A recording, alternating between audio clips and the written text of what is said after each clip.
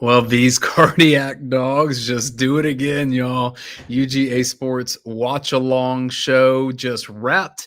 And this is the post-game overreaction show. I am Dayne Young in the studio here where we do the UGA Sports watch along show with the head coach, Jim Donnan. And I got to tell you, for 3 quarters, I did not think there was a chance that Georgia was going to win that game. I did not think Georgia's quality was up to winning that game. Absolutely dominant fourth quarter on both sides of the ball. Entire game had dominance from Georgia's offense. You don't get 510 yards, 34 first downs, 80 plays. Gunnar Stockton, look, I'm not going to do a whole big comparison to what we saw with Georgia's previous quarterback on Friday night. We did that a little bit on the vent this morning. I'm sure some of you in the chat can do that if you would like. But in a vacuum right now, Gunnar Stockton was responsible for 5 touchdowns today, 0 turnovers, and had an 84% completion percentage. The combination of Mike Bobo and Gunnar Stockton was elite in this game, and it had to be because for 3 quarters, Georgia's defense could not stop a thing. Nothing whatsoever.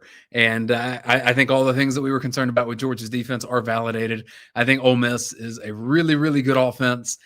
And their defense also nothing to ride home about. Georgia in this game, 6 of 11 on third down. Ole Miss was 5 of 9. But here's what I want to do. I'm going to pull up this stat sheet here. You'll see it in front of you. But I want to show you specifically how this shows with fourth quarter for this game. Because that, to me, is the story of how Georgia wins. Because in the fourth quarter, they score 17 unanswered points, 143 yards to 13 for Ole Miss. 72 rushing yards to 12 for Ole Miss. Georgia threw for 71. Ole Miss threw for 1 passing yard in the fourth quarter of a game that before that, they were throwing it everywhere, and their quarterback looked like the best in the country. And Georgia just dominates. Time of possession, fourth quarter, 13 minutes. Ole Miss couldn't get Georgia off the field. They couldn't keep him off the scoreboard. Where was that earlier in the game? Georgia's offense had been doing that the whole time. The difference was Georgia's defense bowing up. A couple of mistakes from Ole Miss too, but Georgia forcing some of those. Biggest difference here in this game. I mean, you don't see that very much when a game gets to that point. Ole Miss was winning 35-26. Georgia scores 17 unanswered points to win the game, 43-35. If you want to join in here and be a part of the UGA Sports post-game overreaction show, then the link is in our YouTube description. We'll bring it here. This show's for y'all. It's a show for the fans. We've talked a lot here in our studio about what happened in real time, and we'll continue to do some of that too. You have me for about the first 30 minutes or so of the show. Radi Nabulsi will jump in once he has made his move, cross through Athens and any game day traffic that's moving, and he'll take over for the majority of the end of the show. See, we have Sean ready to rock in here, so I'm going to go ahead and get Sean up. Sean, thanks for joining. Man, what a game. What were your thoughts? Well, I think my thoughts are pretty much the consensus of all Georgia fans and people watching the game. Obviously, our defense, we can't get a pass rush. The offense we're going against always seems ways to break tackles and get after the car, after yards after the catch, yak yards, and I don't know. It seems like it's just repetitive every week, every year. I'm always comfortable coming in the second half, knowing that my coach is Kirby Smart. He's the king of adjustments, and he gets the guys fired up. And he finds ways to get stops. His scheme adjustments is top notch, and to beat a top 5 competitor. I'm not mad at it. This is the overreaction show, but I never seem to be overreactive about what happens because it's so, it's just so normalized at this point about what Georgia does. We all know we don't have a pass rush. Defense is subpar, but our offense and our coaching adjustments is top notch, and it's a good day to be a dog. Are you more excited about Georgia's offense and how it looked, or more concerned about the defense? To be honest, I think it's about a tie. Because I mean, look at the score. It's not like we won by a bunch of points. We obviously didn't lose. Um, so it's so a little bit. Obviously, hats off to the offense. They obviously did their job a lot more than the defense. They're the reason why we won. Definitely wasn't the defense. I mean, we didn't get a stop till the fourth quarter. We got the last two. Last few stops of the game. But that's what it took to get the W, and sometimes that's what it takes. I say a lot of times, especially when you're a top competitor going, against a top team, that's what it takes to get the W, and it came out on top. So I can't be overreactive, but I'm really hyped that we beat a top 5 competitor, and I know a lot of people aren't liking it, but I'm loving it. As you should. Hey, Sean, thanks for joining. We got some other people who are going to pop in here as well. Always welcome to come back later in the show if you want to. You want to hop on with Radi, feel free to do so. But thanks for hopping in here, chatting some ball with us. And look, Georgia has a bye week next week. Florida after that. Not going to be easy. I don't know that anything is easy for this Georgia team, but they do find ways to win. And like you say, I think that's fun for Georgia fans. Yes, sir. Go Dogs. All right. Thank you, Sean. Appreciate him for joining in here. Looks like we'll have Trinity next when Trinity popped in for a sec. Oh, yeah. I'll give you a second because I want to make a quick point and then I'll pop you in here, Trinity. I was the only person on our UGA Sports staff to pick Ole Miss to win this game before it because I thought this was going to be a shootout based on the quality of Georgia's defense and the quality of Ole Miss's offense. And I had already seen Georgia win the shootout against Tennessee. So my thought was, is this Georgia offense capable of winning shootout after shootout after shootout?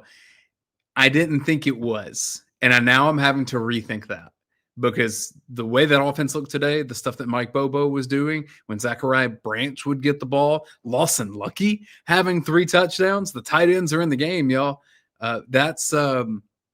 We've seen it twice from Georgia now. They almost found a way to win against Alabama. I don't know. I think if Coach made the point, when the offensive line is healthy, who's really slowed them down? And I think that's where we're at. I'm going to bring in Trinity Clark, friend of the show, comes on here a lot. Trinity, let me get your thoughts on this. Man, this is the one thing that infuriates me about this team, and it's really like every team in Georgia. like we make it so hard on ourselves when it's like the simple mistakes, like the simple things that was like, yo, if you just like, this is what frustrates me about this defense is why do we always play, especially on third down? Why do we always play all our defenders at the first down mark instead of us like moving, closer to the cornerbacks? You know what I'm saying? Like if we just bump and run them, like just knock them off just a little bit, like the timing. That's all that is. That like infuriates me. Or like when we, like run like a cover 4, what is it called? I can't even think about the defensive thing because this team is just so infuriating at times. But man, we are gutsy, and we're young.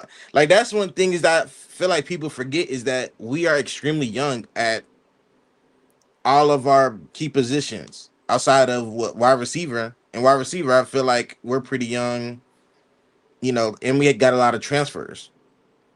And so Georgia stays composed. That's the big thing. At Auburn at halftime last week, you saw Auburn's team get rattled and not be able to recover. An entire half of football, Auburn could not do really anything productive. And then after playing 3 quarters of perfect offensive football, defense, they definitely didn't. Ole Miss then also crumbled in a way that like you couldn't. They played they had 5 drives, 5 touchdowns, pretty simple. Georgia didn't do much to slow them, much less stop them. And that fourth quarter, it looked like none of that was possible at all. Dane, we do this, and this is why it infuriates me, is because it's like, Georgia, whenever you want to flip that switch, it just magically, we know how to play ball, but we be slow. We like slow play the game for dang near the whole game, and then it just magically, oh, we just stop their defense, or we start scoring points. It's like scoring points, or it's like it's very like inconsistent. But it's like, yo, if we just stopped again, just do the little things right, do your job, we would be way much better.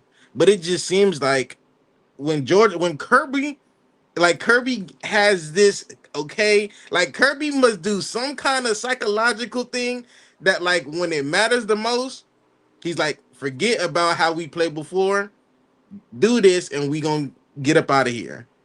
And it's like this every time, like whether it's a halftime adjustment, and like what coach said during the game, it was like it's really not an adjustment, it's they just start to do better. And I'm like, it can't be it, again, I don't know what kind of thing that Kirby got, but it whenever it's clutch, Georgia arises to the occasion. It's somewhere But between mental toughness and like voodoo. I don't know. Like it's somewhere in the middle of those things. I can't explain it, bro. And I feel like nobody in our fan base does. Like it's like it don't make no sense. But I mean that's our team, you know. But you know, like I said, I will finish by saying this: we're very young, and we have to. I know we're so frustrated, but the more experience that they get, like Ellis Robinson, he's been getting better these past two games. Like from what 3 weeks ago, these past two games, like you can see it's starting to click. Yeah. And Dalen Everett, I feel like this is his worst game in a while. Like he missed tackles. He should have got that pick at the end of the game, but luckily, you know, it was what, fourth down, so it didn't matter. But yeah, it's Well, hey, Trent, let me hit you with some positivity, or I want to draw some positivity out of you because I'm positive, but yeah. Yeah. Because I've heard what's infuriating, and I know what you mean by that. That like Georgia's capable of more than it shows a lot of times, and so that's the frustrating piece. So I hear you out there, but like pick out some individuals on this team and give them their flowers in this game. I can get to that, but I know I'm not trying to be too long-winded because I want to hop back on later. But yeah, I mean, there's so. I'm sorry to cut you off, Dane, but I agree. Like there's a lot of positives, and I can talk all about this offense, and of course Bobo, like, and that's what infuriates me about this fan base, because Bobo knows what he's doing, y'all. Like Bobo is he's great at his job. It's just like people want him to be perfect with his play calling, but he's like an 85% person. You know what I'm saying? Like he's very good. And this game, he was spot on it. Like I know people was like, "Oh, we got to start fast." Well, hey, his play calling was great from the beginning to the end. So there's like one a game that is just like head scratching, but otherwise, oh, it is. The Cass Jones throw down the red zone didn't matter. They scored anyway. But like that was one I was like, all right, that's probably the worst play call of the year. Good thing. But you can't be perfect, Dane. Like I said, exactly. I'm sitting here telling you to be positive, and I go there. So that's on me. It's quite the opposite flip, especially with this team this year. Like the most like people have been less quiet on Bobo, and now more so on the defense. And Glenn Schumann, I think he's a great coach, champ or whatever. I don't know. I feel like maybe it's just the youth movement. Maybe that's what it is. But I'll just leave it at that. I'll let somebody else come on.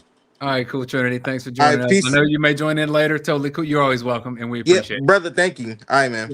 You're the man. Thank you, Trinity. And I'm going to pop up some photos here. These are mostly first half that came from Kate Skian, who is our tremendous photographer there. Let's get to Mystic Sopath. I am curious about the name here. Welcome on UGA. Let's get your reaction to this game. Don't have your audio here, so we need to make sure that that's synced up there. or not muted or somewhere. Let's see. Nope, still no audio from my end. All right, I'm going to pull you back. I'll give you yeah. I'm going to pull you back, let you do your thing. We'll bring on John, just joined in here. This is John, you're always one of the most like level-headed fans for a post-game overreaction show. Yeah. And I dig that. So I think your perspective on this game, because look, I think people can be super excited about this offense, and they should be, and they can be super worried about the defense, and they should be, and all of that's true. So I'm curious your take. No, you said it all. I think that I mean, a win is a win. I still think, how many times can this happen? But we say it every week. The only thing I'll say is, and I don't know if it was you or Roddy, or maybe y'all both agreed that this is the worst defense since 2016. And I think you're spot on. But the difference is I don't see a Mo Smith out there. I don't see a guy, stomping his feet and getting after guys. And maybe that's what's not there. I don't know. But that 2016 defense had a Maurice Smith out there. Yeah. And Dalen Everett should probably be that guy based on like reps and talent and history. But yeah, he definitely had moments in this game where Ole Miss was picking on him.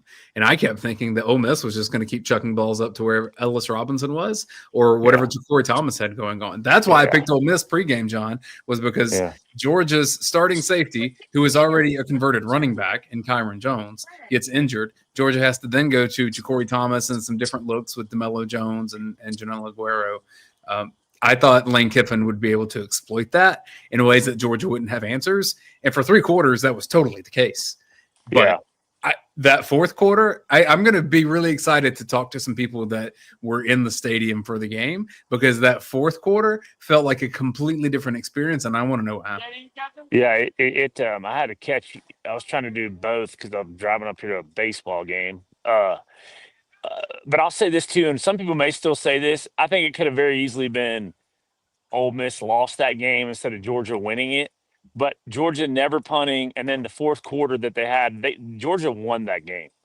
Ole Miss just didn't lose it, if that makes sense. And I think that could have been a narrative if he, a fluke play or something like that. But stopping them 2 drives and holding them no points in the fourth quarter, not being to stop them, Georgia won that game or did what it took to win. So you went up to baseball. How were you watching this game? Were you able to lock in, or did you have to do this on phone? I know you're not going to say this because you're an employee. It's been a long time since I've had to listen to on the radio, and I love the guy, but you need to put in for play-by-play. God me? bless him. Yeah, you need to go. I mean, listen, great guy. It was a little tough, and maybe because I haven't listened in a while, but Scott is getting into Larry territory, in my opinion. Larry in the later years. Yeah. But I mean, again, great guy. It was tough. So I'll have to go back and watch. I listened to the whole fourth quarter on the radio, and then was able to catch you guys on the last defensive series, but because I wasn't driving. But it's a win is a win. You like your chances, and it's going to come down, I think, to Texas to get into. Georgia should be favored. Georgia should beat Florida. Should beat Mississippi State. And it's going to come down to the Texas game, right? You would think. Yeah, Florida's beating Mississippi State 23-14 with 2.5 minutes to go. But it does look like State is driving. I don't have the game in front of me. I just have the play sheet. So maybe Mississippi State finds a little magic, but it looks like that's unlikely to happen. And Florida would go to 3-4. I would assume that would be enough to keep Billy Napier around for another 2 weeks. Had this been a loss, you just never know based on where that goes. Yeah, maybe that's a good thing for Georgia. So this could very much set up just like last year. Well, maybe not. In that Georgia Tech comes down to a playoff spot. If you don't, then you'd have to win the SEC, I guess, if you lost to Tech. But the only difference being that as good as and confident as that Tech team was last year, I think there's a very good chance they're unbeaten going into that. Which is fine with me. I think Georgia would relish that, right? Oh, yeah. It's uncharted waters for at least 25, 30 years for Tech. Yeah. Well, I think maybe, was it 09 they probably came in higher ranked. Yeah, but I can't remember a time that they've come in because if they're unbeaten, that's going to be a top 10 matchup. And that hasn't happened in a very, very long time. You'd have to go to some of those very best Paul Johnson teams. And a lot of times those weren't the best Georgia teams. Those teams didn't really sync up. Right. And I'll say this too. You know, Aaron Murray took a lot of lumps as far as like literal lumps. Stetson did to an extent, but Gunnar Stockton may be the toughest SOB like that we've seen in a long time. And again, no disrespect to any other quarterback, but they said I heard on the and maybe you guys knew this, that he didn't practice very much this week. He was that beat up after Auburn. Yeah. But We did. We knew he didn't practice on Monday. I think Roddy had reported some of that on the DawgVent after we had heard some of that. He did practice a little bit later in the week, but man, that dude ain't lacking for practice in his career. So it's all about getting his body ready for Saturdays at this point. Yeah, and if we just hang on that right side of the line with those two freshmen, they're going to be for the next 2 years. They're already, I'll say this, showing progress, but they hang on. They're going to be good. They're going to be dominant, and they're growing up. But we need some of these older guys. I know Freeling's hurt, but Freeling that might have been the difference in the game. That legal man downfield Could have been, but it wasn't. So it looks to me like if Juan Gaston performs his assignment, things go really good for Georgia. Yep. No doubt. Well, appreciate you, man. Hey, thanks for breaking away from the baseball. I hope whoever you're supporting gets another win. Yeah. And it's just a good night for you. Yeah, appreciate you, man. Thanks. John is great to come on here, and appreciate him for doing so. Let's give Mystic another shot. We're good to go. Audio-wise? How you doing? Can you hear me? Yeah, beautiful. Yeah. So much better. Okay. What's up? Okay, so the username, I'm a Twitch streamer, but great. So my thoughts on this game and every game we've had this season is, oh my God, can we get some push on the defensive line? I swear, I have watched. It just looks like we're getting bullied. Like, we got pressure in the fourth quarter, and that's great. We got 2 for third down stops, and that's great. But I just I'm having a hard time having confidence that once we get down the line to something like Georgia Tech's got me terrified this year, like severely terrified. Understood. Like I've never been more scared of the Nerds. I've been watching Georgia football for 25 years. And I think one of the scariest teams in the country to play right now to me is Vanderbilt, for all the reasons LSU found out today. And I think Georgia Tech is a version of that, to where you look up in the fourth quarter, you've had the ball 4 times, and their quarterback has 140 yards and 2 touchdowns. And you're like, what in the world? Oh, absolutely. And all I could say is Gunner is a dog. Like, thank God we have Gunner, because I don't know. I'm not gonna hate on somebody else, but. I kind of did last night and this morning, because you're the number 2 team in the country. You throw 4 interceptions at home. I was telling buddies at the beginning of the season, they're going to start hot, but the ACC is just not it. I'll tell you, Mystic, someone on the DawgVent was like, maybe it was a bad night. And I said, well, if that's the case, then he's had 6 of those bad nights out of his last 16, because that's the stat for multiple interception games for Carson Beck, 6 out of the last 16. And man, when it's good, it looks brilliant, and it looks like that guy should be a top 5 NFL pick. When it's bad, you're like, I don't know if he can start in Division I college football. God, yeah, it is really like that.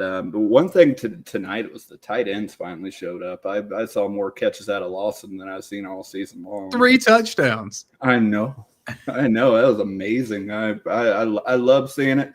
The offensive line looks better. I mean, the freshmen are definitely holding up. They're still. I mean, I still see some stuff, but we're gonna see some stuff for the rest of the season. But I'm not really worried about anybody. Texas looks pedestrian. Florida looks worse than that. I think we have a pretty good shot of running the SEC slate, but I just think Georgia Tech's going to be a rough one. I also think that because the committee is going to value wins that you have as well, and that Ole Miss win is going to look really good, I think. Oh yeah, because I do think Ole Miss is a playoff team and a team that is in contention to go to the SEC championship. Oh, absolutely. And for as bad as the fourth quarter was for Ole Miss offensively, the way that they were able to perform on offense for those first 5 possessions, like Trinidad Trambless. Yeah, clap it up. Clap it up, dude. One of the best quarterbacks in the country that I've seen. I haven't seen Georgia play. I'd rather have him than Ty Simpson. Yeah, definitely. I mean, I think he played definitely to our weaknesses, and that's really what the one play that drove me crazy was I don't know what we had as a defensive line. I think it was the second quarter. It was like an outside an outside pass to like a 10-yard line. Two of our defensive backs, I don't remember who they were. They were lost. Like, Yeah. wow. The That should formation that never really happen. surprised me was 4 defensive backs 10 yards off the ball, like essentially where the first down marker was, just inviting. I mean, that's how the long touchdown pass happened, right? Where they scored in 2 plays and it was like a 70-yard catch and run, because with all that space, Dalen Everett took a bad angle, missed the tackle. No one's there. And I was like, what is Georgia that scared of the stuff in front of them? It's just that didn't make sense to me. You saw a little bit less of that later in the game, but a lot of really, really soft coverage. Like I swear we give for the past 5 games, we just give every receiver like 3 or 4 yards of just instant separation. Like it seems like people just spam curl routes on us, and it's just but I think that probably tells you Georgia's confidence in the safety spot right now.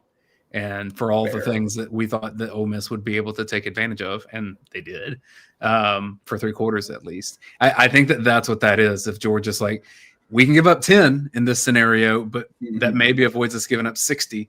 Well, and in this case, it both happened. Yeah, and that's what I always try to keep in mind is like might go down 3 at half, but if we go down 3 at half, at least we still got a shot. Hey, are you rocking a Gurley jersey or a Roquan jersey? What is that? Yeah, I think it's Gurley. No. Okay, no, Gurley. I thought it was a 3, so we have an 8. I think this is AJ Green. AJ Green, yeah. Yeah. So that was like some of the OG black ones. So I got this jersey in like 2009. Well, it worked for you today because I didn't, unless you changed at the 4th quarter. And so you stuck through and it worked. Nah, I just folded my hands and prayed.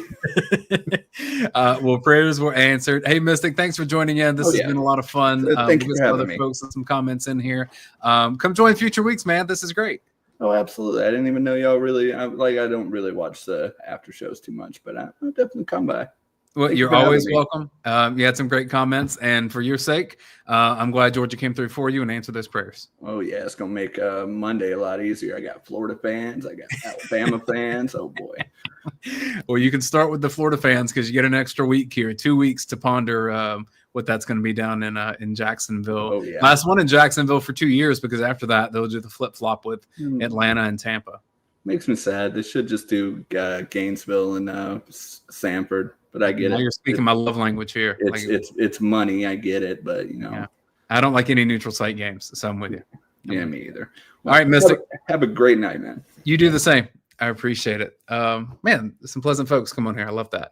Let's get to some comments here in the chat. Amari wants to know who I think is going to win, Tennessee or Alabama. I'm picking Alabama in that game. I don't think Tennessee is consistent enough, especially on defense, but look, that's one of those rivalries that I've seen some crazy things happen. I also just kind of trust the coaching staff a little bit more at Alabama at the moment. But you wouldn't like my picks today. You wouldn't have made any money with my picks. I thought LSU, because I'm the last believer in that team. I thought they were going to go to Nashville, get a win. I told you I picked Ole Miss to win this game. It looked like that was the smart pick for 3 quarters. Georgia completely changed that in the final quarter. Thomas Classic Thread says Everett has always been doo-doo. I don't think that's quite true. I do think he's underperformed this year. A lot of potential plays off the ball, I think, a bit too much, but good tackler. He'll be an NFL player for whatever that's worth to you. Stockton and Bobo wear the Ole Miss defense out. Yeah, they totally did. I actually had someone text me, former Georgia player, texted me a couple of minutes ago and said that watching that game felt like Georgia LSU in 2013 to him, which I thought was a really good callback to, one of the legendary games in Sanford Stadium, Aaron Murray versus Zach Mettenberger. Again, another shootout with a lot of good players, good athletes on the field there. And, Yeah, this resembled that a bit. I don't know if there was overall like offensive talent that we saw in that game, but for the flow for Georgia to find a way to win in the end, I think that's probably why the vibes were there. And again, I'm curious when I'm able to chat with some people that were in the stadium just to know what that atmosphere really was like in the fourth quarter, because it looked like it really impacted what Ole Miss was trying to do in that game. Chris says Florida is about to blow their game. Is that legit? I should probably get on the TV in front of me. State has the ball. My goodness, are they about to kick a field goal? All right, hold on. Y'all keep me updated in the chat on that, because it did not look like that was going to be possible. Very important situation there, because if State goes and kicks this field goal, wins over Florida, I do think there's a chance that Billy Napier is not making it to Jacksonville, and that would be an interim head coach. Crazy that if it's already that far down the road, shouldn't they just do it anyway? But you lose Mississippi State, probably doesn't help with that. Yeah, and Chris also says, hope that Florida does lose. Some people say Billy's gone. Yeah, eventually, I agree. He's not surviving the end of the season at this rate. But I would have told you that this time last year for Florida too, and he did survive it there. Tennessee's getting the ball first, says Will Simpson. And here comes the boss man, Radi Nabulsi. Roddy, we've already had like 4 folks come on in here, and that's fantastic. And hang with us. We're trying to document what's happening here with it looks like Mississippi State has a shot here to go take out Florida, and I'm trying to catch up on that. So I'm glad you joined so I can stop yammering and see what's happening in that game. Georgia won't be that lucky, although the Gators have had some guys get banged up, which I just saw the latest tweet from Kirby Smart press conference. It looks like Colby Young's going to be out for a while. Fractured ankle, believes it's a broken fit tibula. So that's probably regular season, at least. Yeah, pretty much. So. Maybe. I mean, the reason I say regular season is because the way this playoff works now, this stuff lingers into mid-January. So yeah, I mean, that's a good point. It really can go quite some time. So, if Florida loses to Mississippi State, they're off next week, aren't they? Just like Georgia? Yeah. That's what I was saying. I don't know that Billy would survive this. They definitely wouldn't survive losing to Georgia. That's a tough one. Oh, dude, this you listen to radio on the way back. I'm curious what you say, because I saw Anthony Dasher just put in our team group message that Kirby Smart confirmed that Gunnar Stockton did not practice on Tuesday either. And I know in your reporting, you had said he didn't practice on Monday. So that's some confirmation that went into Tuesday and midweek. Holly Rowe had mentioned that also in postgame. So considering the state of his body, what a performance from Gunnar Stockton. This is from Harrison Reno. He says that Kirby Smart says that Gunnar Stockton wasn't able to practice on Monday or Tuesday because of his oblique in the shots he took versus Auburn. So he was banged up. Now, here's the thing. One of our readers came to UGA Sports, said, hey, I'm trying to find out something. What's going on with quarterback 1? And we're like, what? What do you mean what's going on? And he said, I'm hearing he's banged up. We looked into it and talked to people who were at practice on Thursday. They said, no, he looks fine on Thursday. And I started asking around. I'm like, hey, what's going on? He said, well, he didn't do as much earlier.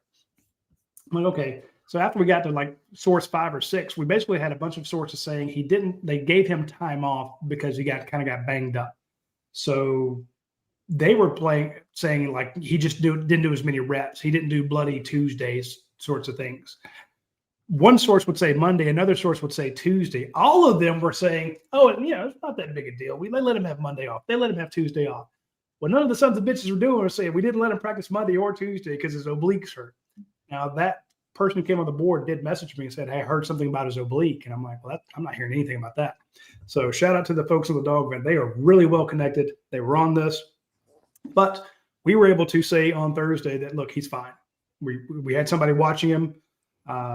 He looked great, especially on deep balls. They were letting him air it out. And that was what they want to do. They want to cut it loose this week. Can't really cut it loose when you need to have possession and score every time you get it. And that's what Georgia did. I was very impressed with the drives today. What was it, 8, 9 drives they scored on? I mean, well, and that's in the process of Ole Miss scoring on 5, with very little resistance. but I'm just saying, so to go tit for tat like that, similar to what we saw against Tennessee, like all the flowers have to go to Mike Bobo, Gunnar Stockton, Drew Bobo, this offensive line, which health came back again. Coach is sitting here just being like, get Zachariah Branch on the field, get him on the field, put him on the field more, give him the ball. And yeah. No, I mean, look, they never blinked. Florida wins, by the way. So Billy may survive into Jacksonville, and Georgia can cut them loose after that. Yeah, so that's you want them. I hate the people say, "Well, I want them at their best. I don't want them to be doing." I don't want them to change coaches before they play as Georgia. I mean, you look at Arkansas after they let go of Sam Pittman. The next week they score like 34 points. Teams can do crazy things when they lose a coach. So no, if you want Georgia to win, you want there to be Billy there, and you want this offense to do what it's doing. I was just so as excited as I am about Georgia's offense, I am petrified of Georgia's defense. My God, that was abysmal. And we were talking about, Georgia scores, Ole Miss scores, Georgia scores, Ole Miss scores. I actually said at one point, who's going to be the first to blink? And then you had 3 straight incomplete passes by Trinidad Chambliss. That was the blink. That was it. It was just, that one moment. So just absolute wild there. If folks want to join, share your voice, just like you've heard from Trinity and John and some others earlier in the show. The link to do that is in the YouTube description. That's how you join. We use a platform called StreamYard, and you may just have to verify that you, have a Google account or something, and then it'll let you on in. If you've done that before, then it's pretty easy. Just throw that on Twitter as well, and tag Janet Radi if you want to put that out there, and make sure people know where to come for some post-game overreaction. As you make a pour here, man, that's a victory pour, because I'm not going to lie. Pre-game, Roddy, we've done this. You and I have done this since 2019. We've done this combo of the watch-along show and then some version of this post-game show after it. And for the most part, I think you tend to be a little bit more of the Munson negative Nelly than I am. Oh, yeah. And I think you're slightly quicker to pick against Georgia. And in our staff picks this week, I was the only one to pick against Georgia. And that has you look genius for 3 quarters. I look genius for 3 quarters and a moron for 1. And that's college football in 2025. But what was the stat you threw out in the 4th quarter where they had 1 yard? Yeah. So Georgia had 120 yards at that point. I think it was 14 unanswered points.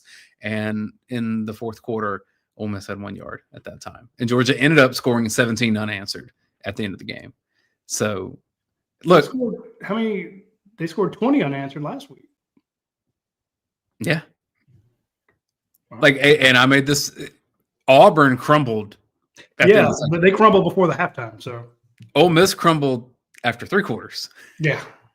So if they get a 4-quarter game from somebody, holy shit. Well, I do think this was a 4-quarter game from Georgia's offense. If Georgia's offense doesn't play that way, Ole Miss is running away with this, the way their offense was humming for 3 quarters. No, that's definitely fair. I thought the crowd, I want to give the crowd credit for it. You're yelling your hearts out for 3 quarters. You're starting to go hoarse, and you're supposed to be loud when the opposing team's on defense, right? I mean, when the opposing team's on offense, you're quiet when your team's on offense, but the opposing team's on offense, you're trying to get them to jump off sides, not be able to hear, not be able to change plays. You've screamed your guts out, and on 5 drives, they've scored touchdowns. One of them is 2 plays. So at some point, you'd be like, God damn, this just isn't working. I need to stop. Then they missed 3, and the entire 4th quarter. You talk about Georgia being a 4th quarter team. The Georgia crowd was a 4th quarter crowd. I mean, they were there through 1 through 3 as well, but that place got really loud. I had people calling me. I told you about how many different text messages I had and phone calls on the way back. people leaving the stadium going, this was as loud as 2023 LSU. This is as loud as I've ever heard it. This is as loud as Alabama. And they said it was as loud as Alabama this year, but talking about in years past, they're like, these people were, just absolutely willing their team to win. And certain other guys did too. Gunnar Stockton willed his team to win. I think McCoy, McCoy, 4th and 1, willed Georgia to win. Lost unlucky 3 touchdowns. Offensive line. Yeah, you had the same offensive line that started against Tennessee, so at least you have some sort of continuity. You've been able to finally match but I mean, there wasn't 2 quarters in and you were moving guys around on the offensive line. So they're trooping guys in and out, but I was just very, very impressed with the crowd and watching the offense feed off that crowd when they got onto the field, going, if you're Josh McCray, you're like, I got to do this. Chauncey Bowen's just hitting big ones. Dylan Bell, like, give me the ball. I'm going to make this up. Zachariah Branch. And, of course, people cheer for them, but, when they're trying to throw off the, Ole Miss offense, the defense is feeding into that. It works. They really blow up in the fourth quarter. And sure enough, you're able to get 3 stops and score 17 unanswered. So very, very impressive from the fans as well. So it was fun to see you and Coach Donnan call for Dylan Bell, but you got to get him the ball, and then makes 2 key plays there in the fourth quarter. Dylan Bell had 4 touches, I think 78 yards, 2 catches, 2 runs.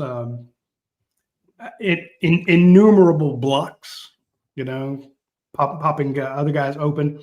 And you have to account for him. And when you have to account for him, that makes it a little bit easier for Zachariah Branch to get one-on-one. That makes it easier for London Humphreys to get some one-on-ones.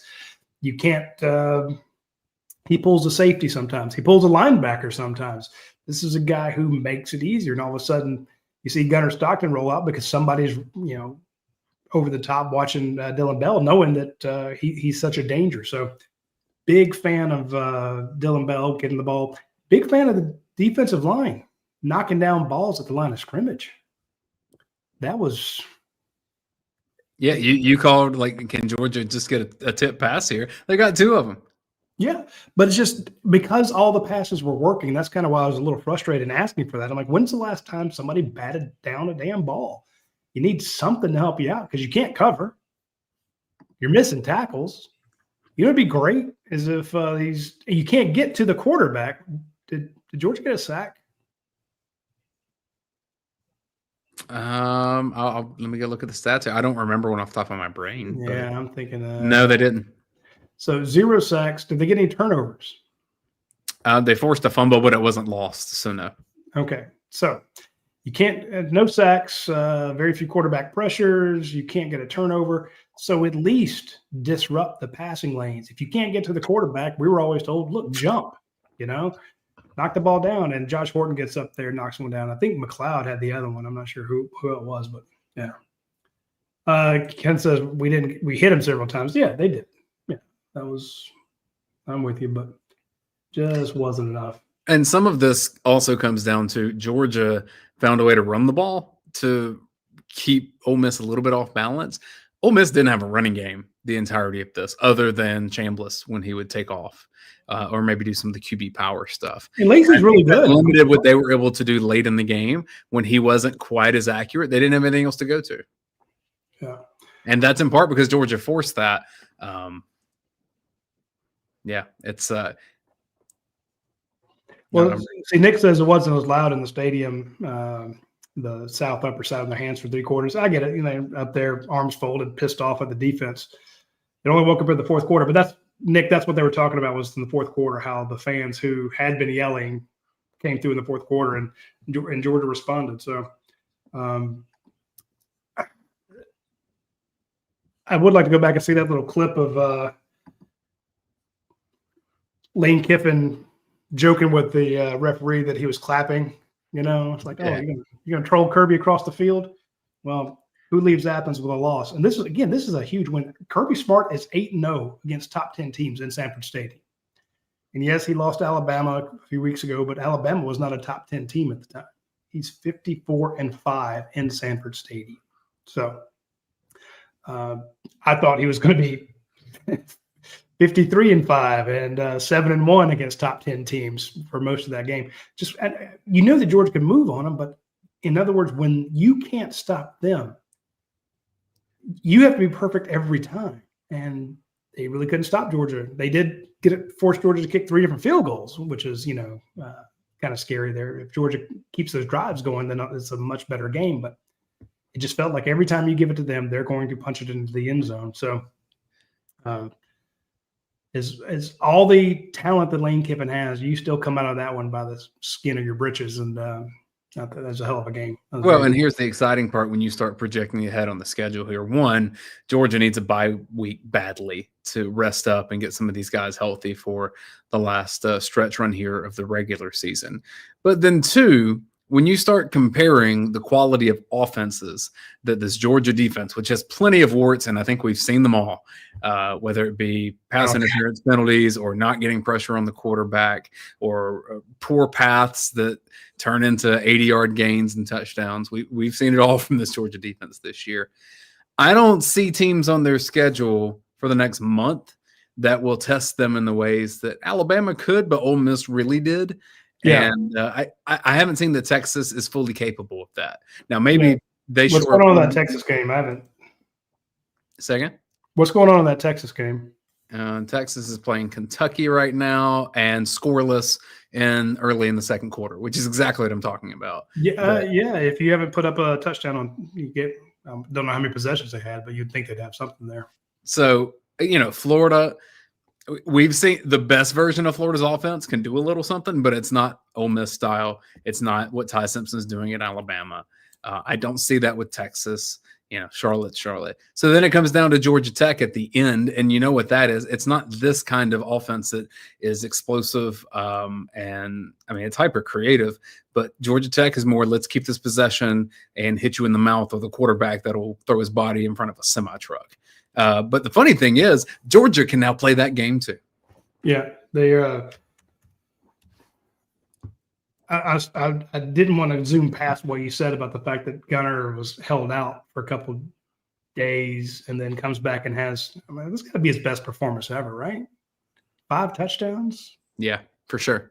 I mean, think about this. He had as many passing touchdowns as Carson Beck had interceptions. Oh, whoa. Dude, I like Carson. I wish him really well, but a lot of people at a much cheaper rate too. Yeah, I mean there is that. It's you're not paying him $4 million or whatever the amount was. Is it $1 million down there? Sorry. And again, this team, these guys. I hate to talk about how much they love each other because that just sounds kind of cheeseball in football, especially with the NIL and the transfer portal. These guys really, really like each other. They were very selfless. Josh McCray gets in on short yardage. This was the leading rusher for his team last year. He's cheering on Chauncey Bowens and he's cheering on Nate Frazier. He's getting excited for them. Ryan Puglisi's cheering on Gunnar Stockton when they get to the sideline. The wide receivers are throwing blocks for each other, laying their bodies out. Tight ends, wide receivers doing the same thing. They are selfless and they are dedicated, and consequently, we're seeing the fruits of that labor when they play for each other. And it feels weird in this era, to see guys. It's a very old-fashioned team where it's big team, little me. Now, I don't know if the same is true on defense. I just don't know. Maybe. I do know when you have guys like C.J. Allen, Raylan Wilson, and Justin Williams, and Chris Cole, Joignier, all those guys are defensive guys are really close.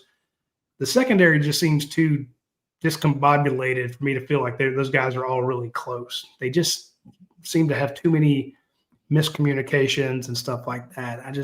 Maybe they're all best friends and will die for each other, but there's just so many holes there. I just don't see it. But the way that offense plays, and part of that is that leadership that you get from Gunnar Stockton. They see him throw his body out there. They see him need a couple days off because of the hits he took at Auburn. They knew that he is going to occasionally slide, but most of the time he's going to try to run somebody over or they know his greatest goal is to win, not get drafted. I'm sure he wants to get drafted, but they know he wants to win. And if that's your leader in the huddle, you're like, well, yeah, okay. Hey, my name is, Zachariah Branch. You're going to throw it to me, 9 times, 8 times? Eight passes, 71 yards, no TDs. But who does everybody on that team talk about as a leader? Zach Branch. 2 games in a row. I don't think he scored. And he had 57 yards last week on 6 catches, 51 yards after the catch. It's not exhilarating football for the wide receivers, but they're doing it, and they're hyping each other up. And that is a team that, if you had a decent defense, could go all the way. But what I saw on the defense today scared me. Well, as it relates to Gunner, and I'm saying this only in one aspect, because personality-wise, these two guys could not be very much different. But do you remember what people around the team, parents of players at the time, when Stetson Bennett was becoming QB1, and I'm not necessarily talking about Arkansas Red Pants Stetson Bennett throwing there in kind of an emergency situation, but I'm saying later in that season, especially by the next one, when he gets the job back. Do you remember what everyone was saying about Stetson Bennett? Yeah, he's too short. No. Sorry, I didn't say you were right. I know what you're getting at. I just couldn't resist. You left that curveball hanging. Yes, I did. I hung a curve, and you Sheo Otani'd it. They talked about how much from 2017 they loved him as a true freshman. Remember, you got Jake Fromm and Eason going back and forth. And everybody on the team's like, oh, yeah, they're great, but we love this short little dude with the curly hair and the bad mustache, the glasses wearing nerd. They call him the mailman. Yeah, they call the mailman. Well, actually, the team started calling him Johnny Football. Yeah. So that was his nickname because he's running the scout team, and they're like, and he played Baker Mayfield in the Rose Bowl practice, right? Exactly. They loved him.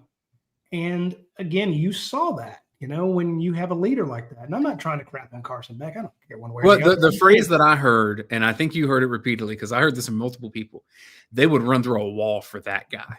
Absolutely. And so it's not just that I like him and he's fun to be around. It's I will fight for him. Yeah. Oh, dude. You know who else had that kind of entourage, that kind of loyalty? Mike frickin' Bobo. Yeah. They loved him. Aaron Murray did as well. They loved Aaron Murray.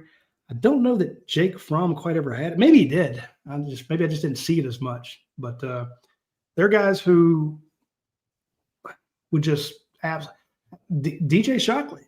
They're guys who run through a brick wall for DJ.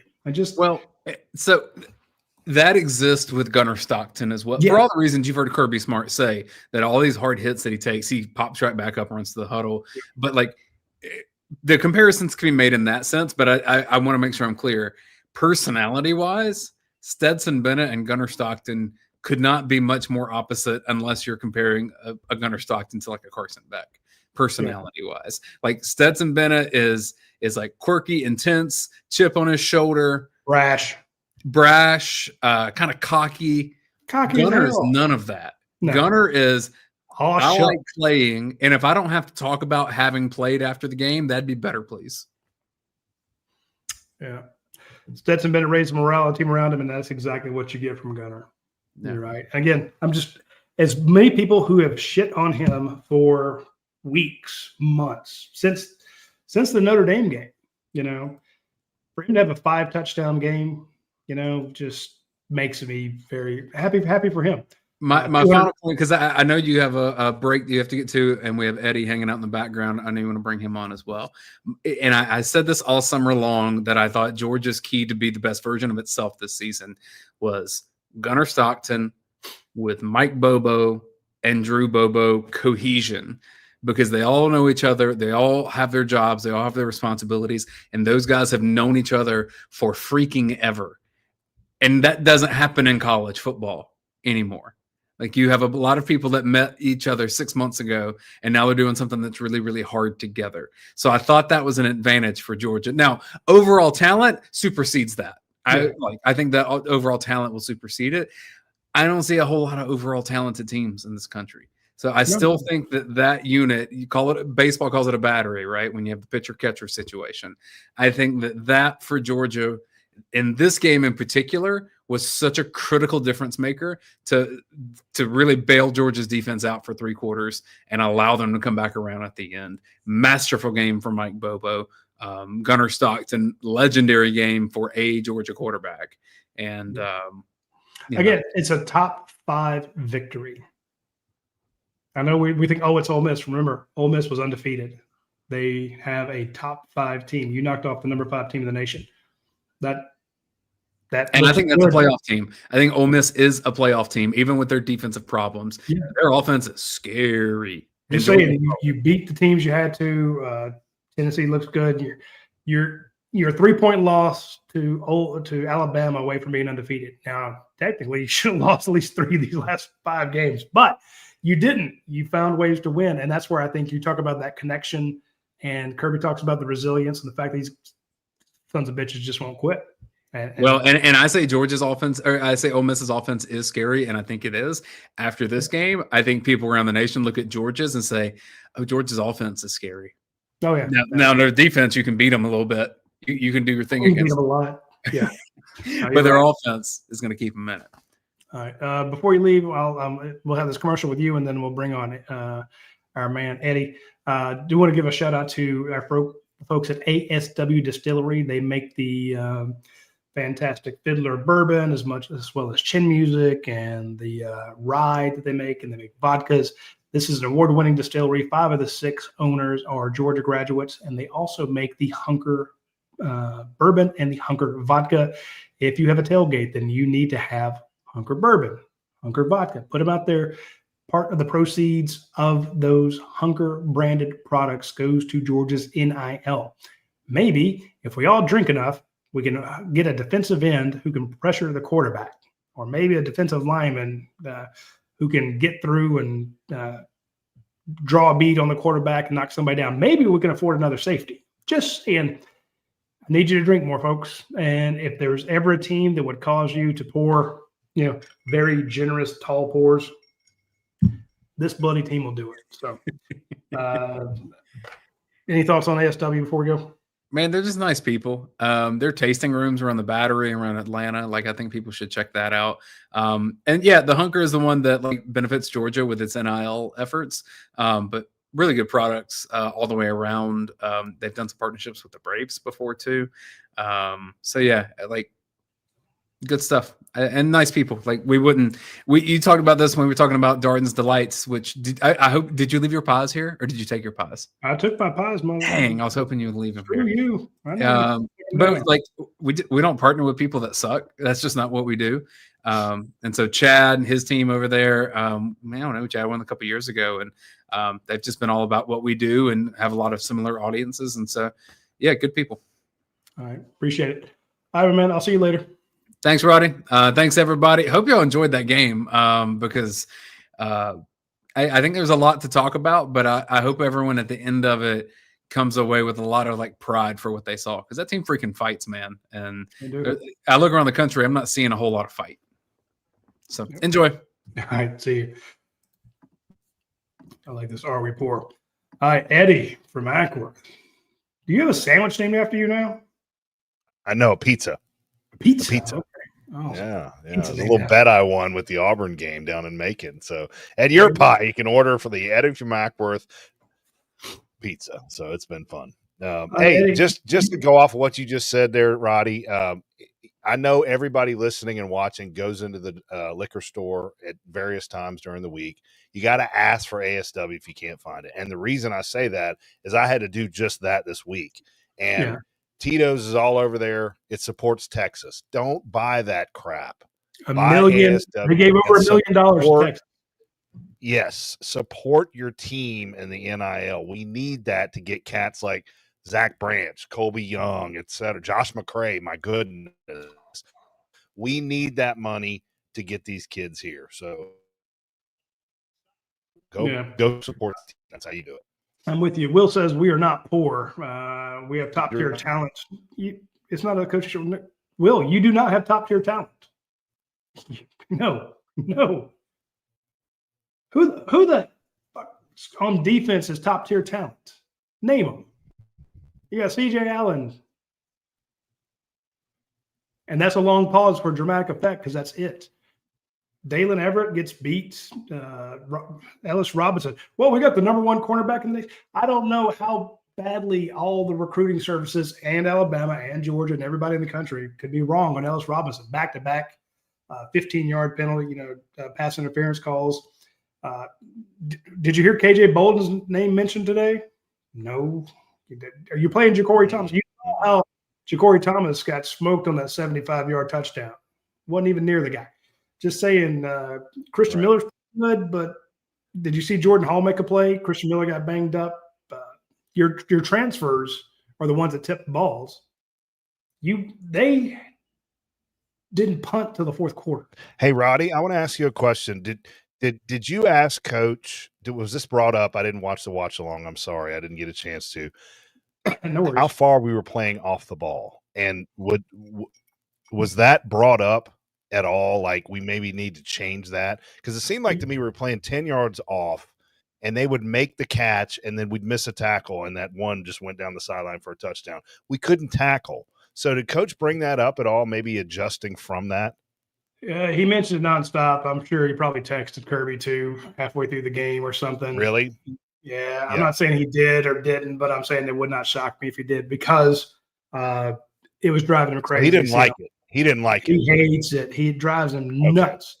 But here's the thing. He gets nervous in certain configurations to see them impress man, giving them one-on-ones, Right. So when it's 3rd and 10 or 2nd and 10 and you got guys playing 10, 12 yards off, he's like, well, I know you want to keep everything in front of you, but you got to start backpedaling. Those kids run 10 yards and stop. And now it's 3rd and 1 with Lacey and Chambliss or it's 1st down. So, that drove him nuts. And on that play where Georgia brings 7 and goes man coverage across the board. Mm-hmm. And again, you get your best player, your top tier talent. They never got beat. Yeah. And how much does this team miss Kyron Jones? I think that's a huge loss. Is it not on the back end? It is. But again, here's the thing. He wasn't playing that great. He was. Yeah, but wasn't he playing better than what we saw today? Right. Yes. So what I want to say is Georgia went 0-for-3 in safeties. They did all the safeties they brought in for the transfer portal. I don't think any of them even traveled to Auburn. I know none of them played. So not even special teams. Or at least I didn't see them on the participation report anywhere. So you're playing your best-ish second safety. And that's a guy you've had to cover up all year. Now, he was getting better as the year progresses. There were numerous times where he was your 2nd, 3rd, or 4th leading tackler. So he's making tackles, but he can't cover. Right. And the guy he beat out is Ja'Cory Thomas. And so your weakest link gets replaced by your next weakest link on defense. But here's the thing. I thought Georgia was going to have to cover up for Ja'Cory. Everybody got beat. Everybody missed tackles. When Kirby Smart came off the field, okay, they asked him, Kirby, what's going on with your defense? He's like, we got to stop missing tackles. We've had guys for lost yardage plays. CJ Allen, Raylan Wilson, Chris Cole. Chris Cole's got a kill shot on the quarterback. Misses. Touchdown. Right. So, and again, not banging on Chris, just calling them what they are, And that's a situation you have where your best players on defense aren't getting it done. And they're the ones who are supposed to be covering up for your less talented players on defense. And I don't know. That's just it was killing me. People asking about Colby Young. Well, I think there's. Let me jump in here real quick. The update for people who haven't heard, Colby Young, Kirby Smart says it looks like he fractured his ankle. So please continue about the defense.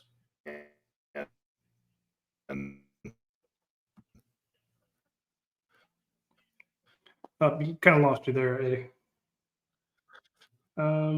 That's a kill. Yeah. Yeah, and this is like Jermaine King says, got to unleash our NIL X receiver. So, yeah, Colby Young is out.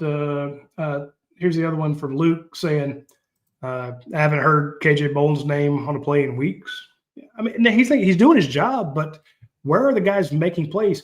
Didn't the ball hit Dalen Everett in the hands on like a 3rd or 4th down? Am I the only one that remembers that? Oh, I saw we had Jordan on there for a minute. And now we got hey, Eddie, why don't you drop off and come back on? Because you were lagging out pretty bad. Yeah. The Colby Young news broke Eddie's internet. Yeah. Colby, you suffer the same thing I do. You're going fine, then all of a sudden it falls apart on you. Real quick, folks, let me mention our friend Bart Benton at Benton & Benton Attorneys at Law. I need to sometimes I wait too late in the show when we only have a few 100,000 people or a few thousand people on instead of when we have a lot more people on. Do want to mention Benton & Benton Attorneys at Law. They're in Monroe, Georgia. Our Paul Meharry, who's still part of our staff, he's just raising those kids, is good friends with Bart. That's the reason he reached out to us. This is a guy who has collected a ton of money for people.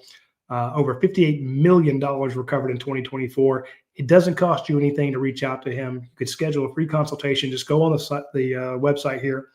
Look up bentonandbentonlaw.com. If you can't remember that, just remember his tagline. Be smart, call Bart. If you type that into Google, DuckDuckGo, Ask Jeeves, whatever, it'll pop up and you'll get to the page of Benton & Benton Attorneys at Law.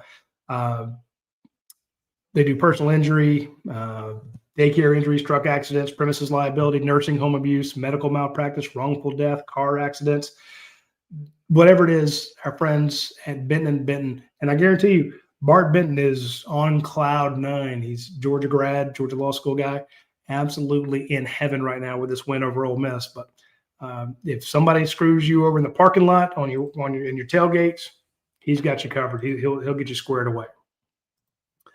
All right, let's bring. How's your internet, Eddie?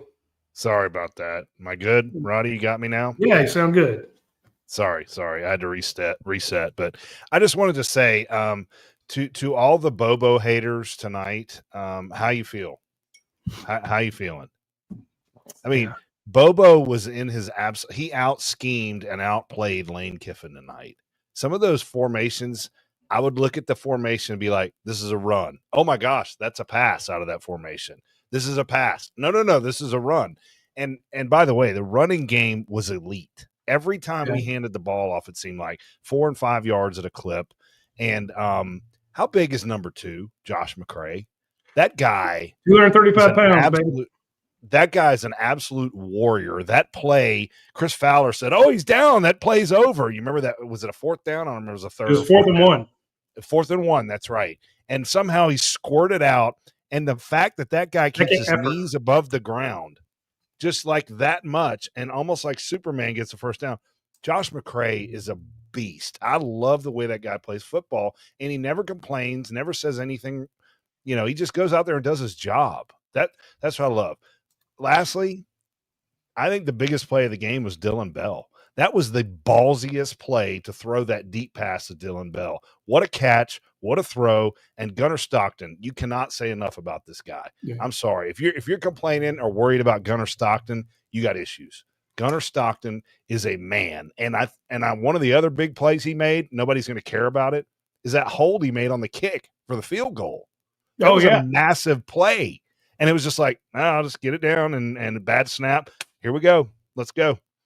Dude, everybody was freaking out in my comment section because Georgia was, why are you selling for the field goal here? Go for it. I'm like, damn it, Bobo. Boboing again. He's pulling a Bobo. I'm like, he's scored every time he's had it. You gave it to Nate Frazier 3 times, and he got 4 yards, 3 yards, and 0 yards. Yeah. I liked that 2nd down play. The 3rd down play was god awful. Then Gunnar gets I think the snap was fine. It just bobbled. The ball sitting sideways on the ground, and I'm like, right. Dude, yeah. You need this score, and he gets it up in time. So you're right. That Gunnar scores 5 TDs, but and he holds for 3 field goals, that last hold, I mean, that changes the outcome of the game. You just knew that if they missed it and they only have a 5-point lead, Georgia loses this game by 2. You know it. That's how football works. So, and my wife, Georgia always seems to lose when they miss a field goal. It just seems to happen in every game. There's one field goal, and they lose by 50 or 13 or whatever. But there's always a missed field goal in there that just feels like it changes the outcome of the game. So I'm with you on that. Boy, Eddie, you nailed that one. That hold was huge. It was. How about Josh Horton there stepping up on those last 2 or 3 plays down the stretch? I mean, he was big on that, but I could kind of see this coming, Roddy, because we wore them down on defense. Absolutely wore them down, and we got the ball back with 6:30. I was like, this is going to be a death march. Now we ended up kind of bogging down there, and you're right. We could have maybe gone for, I was screaming, go for it. And my wife is next to me going, kick the ball. She's learned from earlier in the year. Yes. I was proud of her. And I was like, I'd go for it and end the game, but she was right. What if you don't get it? You're right. You probably lose the game going down the other way, but you got to put the ball in your kicker's hands. He's been so money. I mean, you can't say enough about our kicker too. He's just phenomenal. So I was going to point that out. This is a massive win, Roddy. This is a massive win. That's what I've been saying. If you lose this game, you're seriously asking yourself, are we going to the playoffs? You're asking yourself that. Well, the answer there is no. Probably right. You would have 2 losses to top 10 teams, pretty close, but the playoff committee would look at you like, but you're at home. They scored 7 times or 5 times in a row on you. You had nothing, and you're at home. Close, but that's, in other words, it would on the rankings, it would look fine, but on the perception, it looks terrible, especially after Auburn did the same thing in the first half. Yep. Tennessee did the same thing in the first half. Alabama did the same thing in the first half. Kentucky completed 70% of their passes. They can't throw. They can't throw up, and they were able to complete 70% of their passes. So I'm just saying, it's now you win this one. You've got a huge win in your back pocket. You've got a win over a top 5 team. You got a 3-point loss to another top 5 team. Mm-hmm. If you drop one to Tech or Tennessee, Texas or somebody like that, it's like, okay, well, this kind of cancels that one out. So you're right. And it would have been 2 weeks, remember, because they're off next week. It'd have been 2 weeks of everything sucks. Everything is garbage, just like that Tennessee one, because you were off the following week after Tennessee. I'm like, thank God they won that, because I don't know that I could take the DawgVent for 2 weeks after a loss. Yeah, no doubt about it. But you just can't say enough about how resilient this team is. Kirby always uses that word, but it's truly amazing how resilient this team is. They just never flinch. They never stop. I'd kind of given up. I said when they scored coming out at half and they hit that big one down the sideline, I was like, Laney's going to put up a 50 burger here. It's going to be ugly. I said, this is He's having so much fun. He's making jokes. Oh, yeah. The timeout joke. I mean, that's funny. The timeout joke was really funny. I laughed. The guy's great, but it's hard to hate Lane Kiffin. But God, I just can't get over how awesome this win was. Amazing. Yeah, I'm with you. It's an all-time classic. Look, I know people are not used to Ole Miss being a top 5 team, but they damn sure are. And you beat them after giving them 35 points. And, we're kind of talking about the Bobo haters out there. I think right now for everybody that was crapping on Bobo, you should be crapping on Glenn Schumann. Yeah. One guy did his job, the other guy did not. Right. That's what I was going to say. Who feels worse about their defense right now, Georgia or Ole Miss? Ole Miss is they're really struggling on defense. It was not good. I mean, we didn't get a lot of pressure on them. They got on. I mean, Gunner, other than I think I can recall one play, that busted kind of play in the fourth quarter, that was like the only time they even touched Gunner Stockton, other than when he's running down the field, right? They didn't get anywhere near him. He was sitting back there 3, 4, 5, 6, 7 seconds and then either running or throwing the ball. it was amazing how well that offensive line held up. It's amazing what he can do. And Amari Carmichael was calling out the freshmen on the offensive line, especially when they got moved around. I've had people telling me before the season started, they said, look, if our O-line holds up, this could be a special team. And they were watching the 7-on-7s, and they were watching the practices, the 29 practices beforehand of how Georgia's offense looked. You got Nate Frazier back there. Chauncey Bowens is looking good. You're hoping to get Roderick Robinson back. You go that, hey, that Josh McCray kid, he's got an issue, but when it's cleared up, he's going to be really good. Okay, okay. So you're starting to, we got Peanut. I'm like, okay. And so all the buzz coming out from our sources inside the program, like, you got to see Colby Young. He's killing everybody. London Humphreys has the blue hats. Zachariah Branch has his blue hat. Dylan Bell is going to be a star.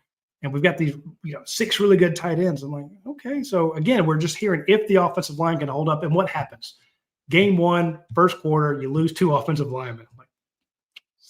But that offensive line, how many holding calls have they had? Zero. I'll quote Kirby. 0. How many illegal procedures? False starts. How many false starts? Yeah, 0. I mean, it's clean. Now, you got to take that over. Not just today, but the entire you're right. 7 games. Against Tennessee on the road, 0. And Auburn on the road. That's right. So I'm just saying, coaching, that's that offensive discipline. line, Amari Carmichael, you nailed it. That offensive line is. So what happened there, Roddy, with Monroe Freeling? What happened Mm-hmm. with Monroe Freeling? He gets stepped on, or was that the same ankle that he's hurt, or was it? I didn't know what happened. I don't know if it's the same one. Juan Gaston stepped on him. He got stepped on, so that's different than an ankle injury, right? Yeah, he got stepped on by the biggest son of a bitch out there. Yeah, but he's fine. He's okay because he came back in the game clearly and played well. So that I think that's the first game we've gotten through without an offensive lineman laying down on the field. Monroe Freeling was, but he came back in the game. That's what I mean, not going out, right? Yeah. We survived it, is what I mean. Yeah, absolutely. So if you get now you get 2 weeks off. Ernest Green looked better. I liked, and this is nothing against Micah Morris. I'm a big Micah Morris guy. I like being able to spell Micah Morris for a one series by putting Dontrell Glover over there. Yes. Juan Gaston, like, hey, go play guard. Because it was the same thing with some of those other big boys. Remember Jordan Davis, especially first year? It's just tough to move a body that big at that speed for 50 plays. But if you can cut them down to 30 plays, Kwame Gathers, John Jenkins, it's like first down, second down, they're great. Third down, you got to take them out. Yeah. They're tired. Yeah. They're straining. And what does Kirby always talk about? He talks about strain. So you let them stop straining, you let them come out. And if they're healthy, you get this. And that's why I have it on the board. Here's Jordan's drive charts: field goal, touchdown, touchdown, field goal, touchdown, touchdown, touchdown, field goal, kneel, victory formation. You can't, as an offensive coordinator, as an offensive line, as a quarterback, as a wide receiver, as a tight end, 3 freaking touchdowns to the tight end. And somebody was saying they were glad to see that Mike Bobo remembered he had tight ends. He tried the tight ends last week, threw it to him 9 times. They only caught 3 of them. So today he kept feeding the tight ends, and they started making catches. The spinning catch that Lawson Lucky had when the ball was thrown behind him. That was awesome. London Humphreys made one of those much more glorious than any of his TDs. Yeah. London Humphreys made one of those too. You remember the ball was thrown behind him, and he made a great catch. So Gunner's not always on target, but the receivers are making it. And you just cannot say enough about number 1, Zachariah Branch. That guy is electric. He makes every catch, and he makes people look stupid. He is an absolute baller. I just love that guy. He had a moment where he hit the brakes and guys went past him when he should have been tackled for a 5-yard loss, or 5 yards. I think he got 9. And then Nate Frazier did the same thing. I will say one of the biggest lessons I ever learned was from Andre Rison. He said what made him the greatest wide receiver in the history of the game, these are Andre Rison's words, was his ability to stop. He says, everybody can run. Everybody can run.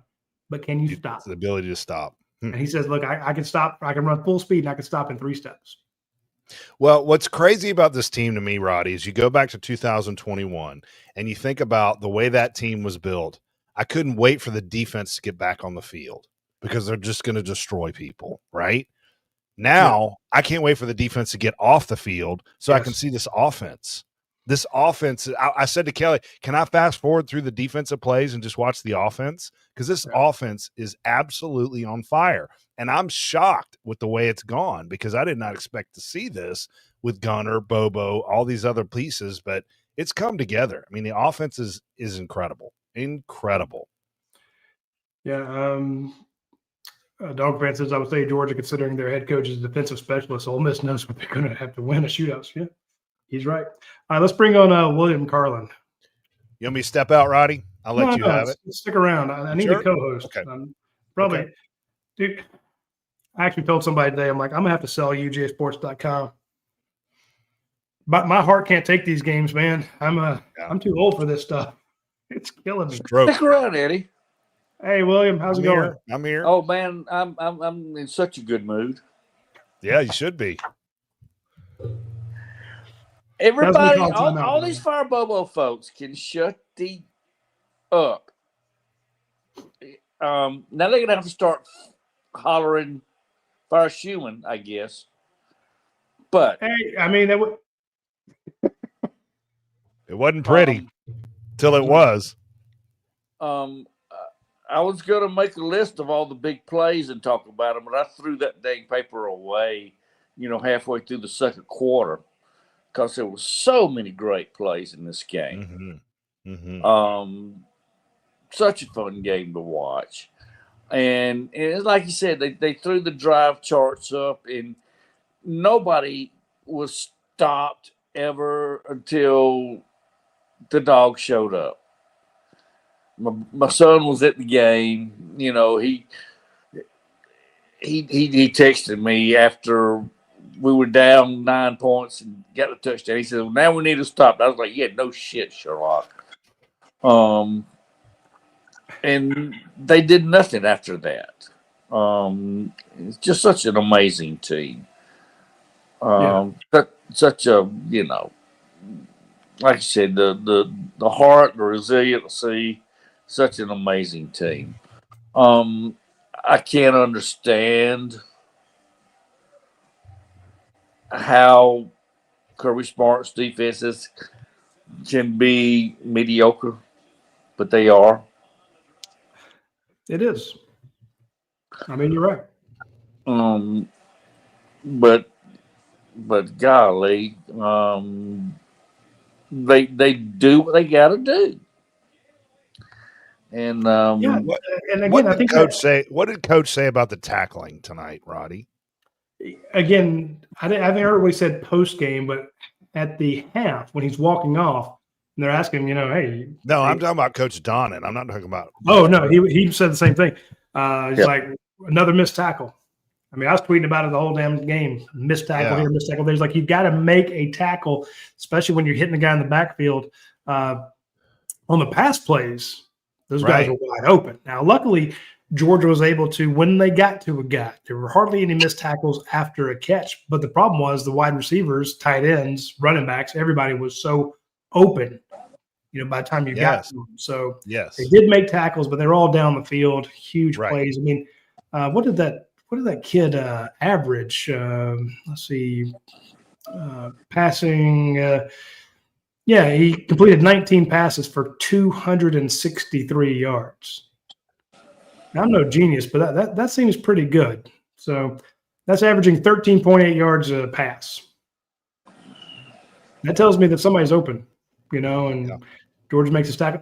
And we haven't seen the missed tackles yet, the charts on that, but Georgia missed a lot of them in the first half. Second half was better, but still just got that's the way this team is. How do you explain that, though? How do you go a full half and you can't tackle, and then all of a sudden the second half you tackle better? I mean, that's been a trend, right? I mean, it's all year it seems that way. I don't understand. Honestly, I think, and William, you can tell me if I'm wrong here, I think the other team, this is going to sound horrible, but I actually tweeted out in the middle of the game after they were running up and down the field, especially after that touchdown on 2 plays. I'm like, maybe Ole Miss will get tired of just running up and down the field. Yeah. They didn't score again, so I'm just saying maybe they did get tired. But part of it is sometimes it can at least be better conditioned. You can be more physical. And so, just as a good running back can wear down a defense, well, I don't think Georgia's faced a guy who could wear them down. And as the other team starts to slow a little bit, Right. Georgia's guys are still going full speed. And all of a sudden, they're making more plays. They're making more tackles, They're hitting like a ton of bricks. And maybe the other teams are getting a little more gun shy. It's like, oh, yeah, in the first quarter, I was dropping my shoulder, but those sons of bitches hit back. So I'm going to run this one out of bounds instead of trying to keep my feet. And that'll work well. I can see you see Auburn quit. Kirby made him quit. Auburn was looking for a reason to quit, and they found one. This Ole Miss team, I think they just ran out of gas, and Georgia did not. So you may not be the most talented, but you can put forth the most effort, and that's what we're seeing is effort, resilience. You saw it at Tennessee. You saw it. Even in the Alabama game, Georgia was still going, balls to the wall in the fourth quarter.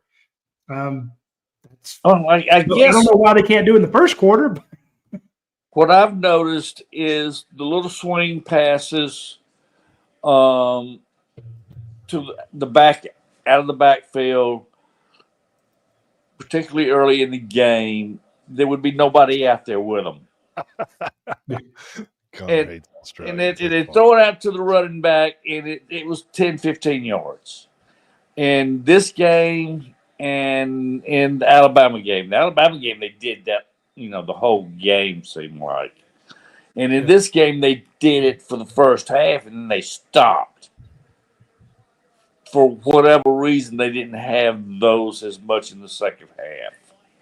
And they had to go more downfield, and he was not nearly as accurate on those downfield throws in the second half. He had the little slants in the middle of the game, in the first of the game, that hurt us. But like I said, when it got to, up until the end of the third quarter, they did whatever they wanted to do. They did, correct.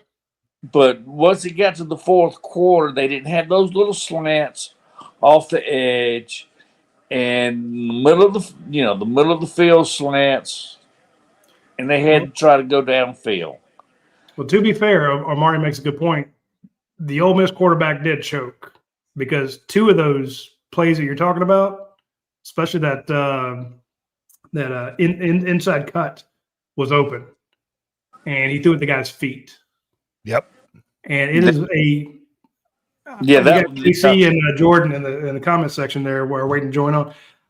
Everybody raise your hand if you were tired of a DB who doesn't do a damn thing, doing the seatbelt thumbs down move when it was just a bad pass and it hit the guy's feet. You didn't do crap for coverage. Right. I hate that. But you're going to act like you're a shut down corner. It drives me sideways with anger when I see a guy acting like he did something. Part of that, Roddy, is we started getting a little pressure up. Sorry, go ahead, William. Go ahead. I just said, you talking about Daylen Everett? No, I don't even think that was Daylen there. I think it was somebody else. But Daylen doesn't do it as much, but some of the other young guys do because they want that.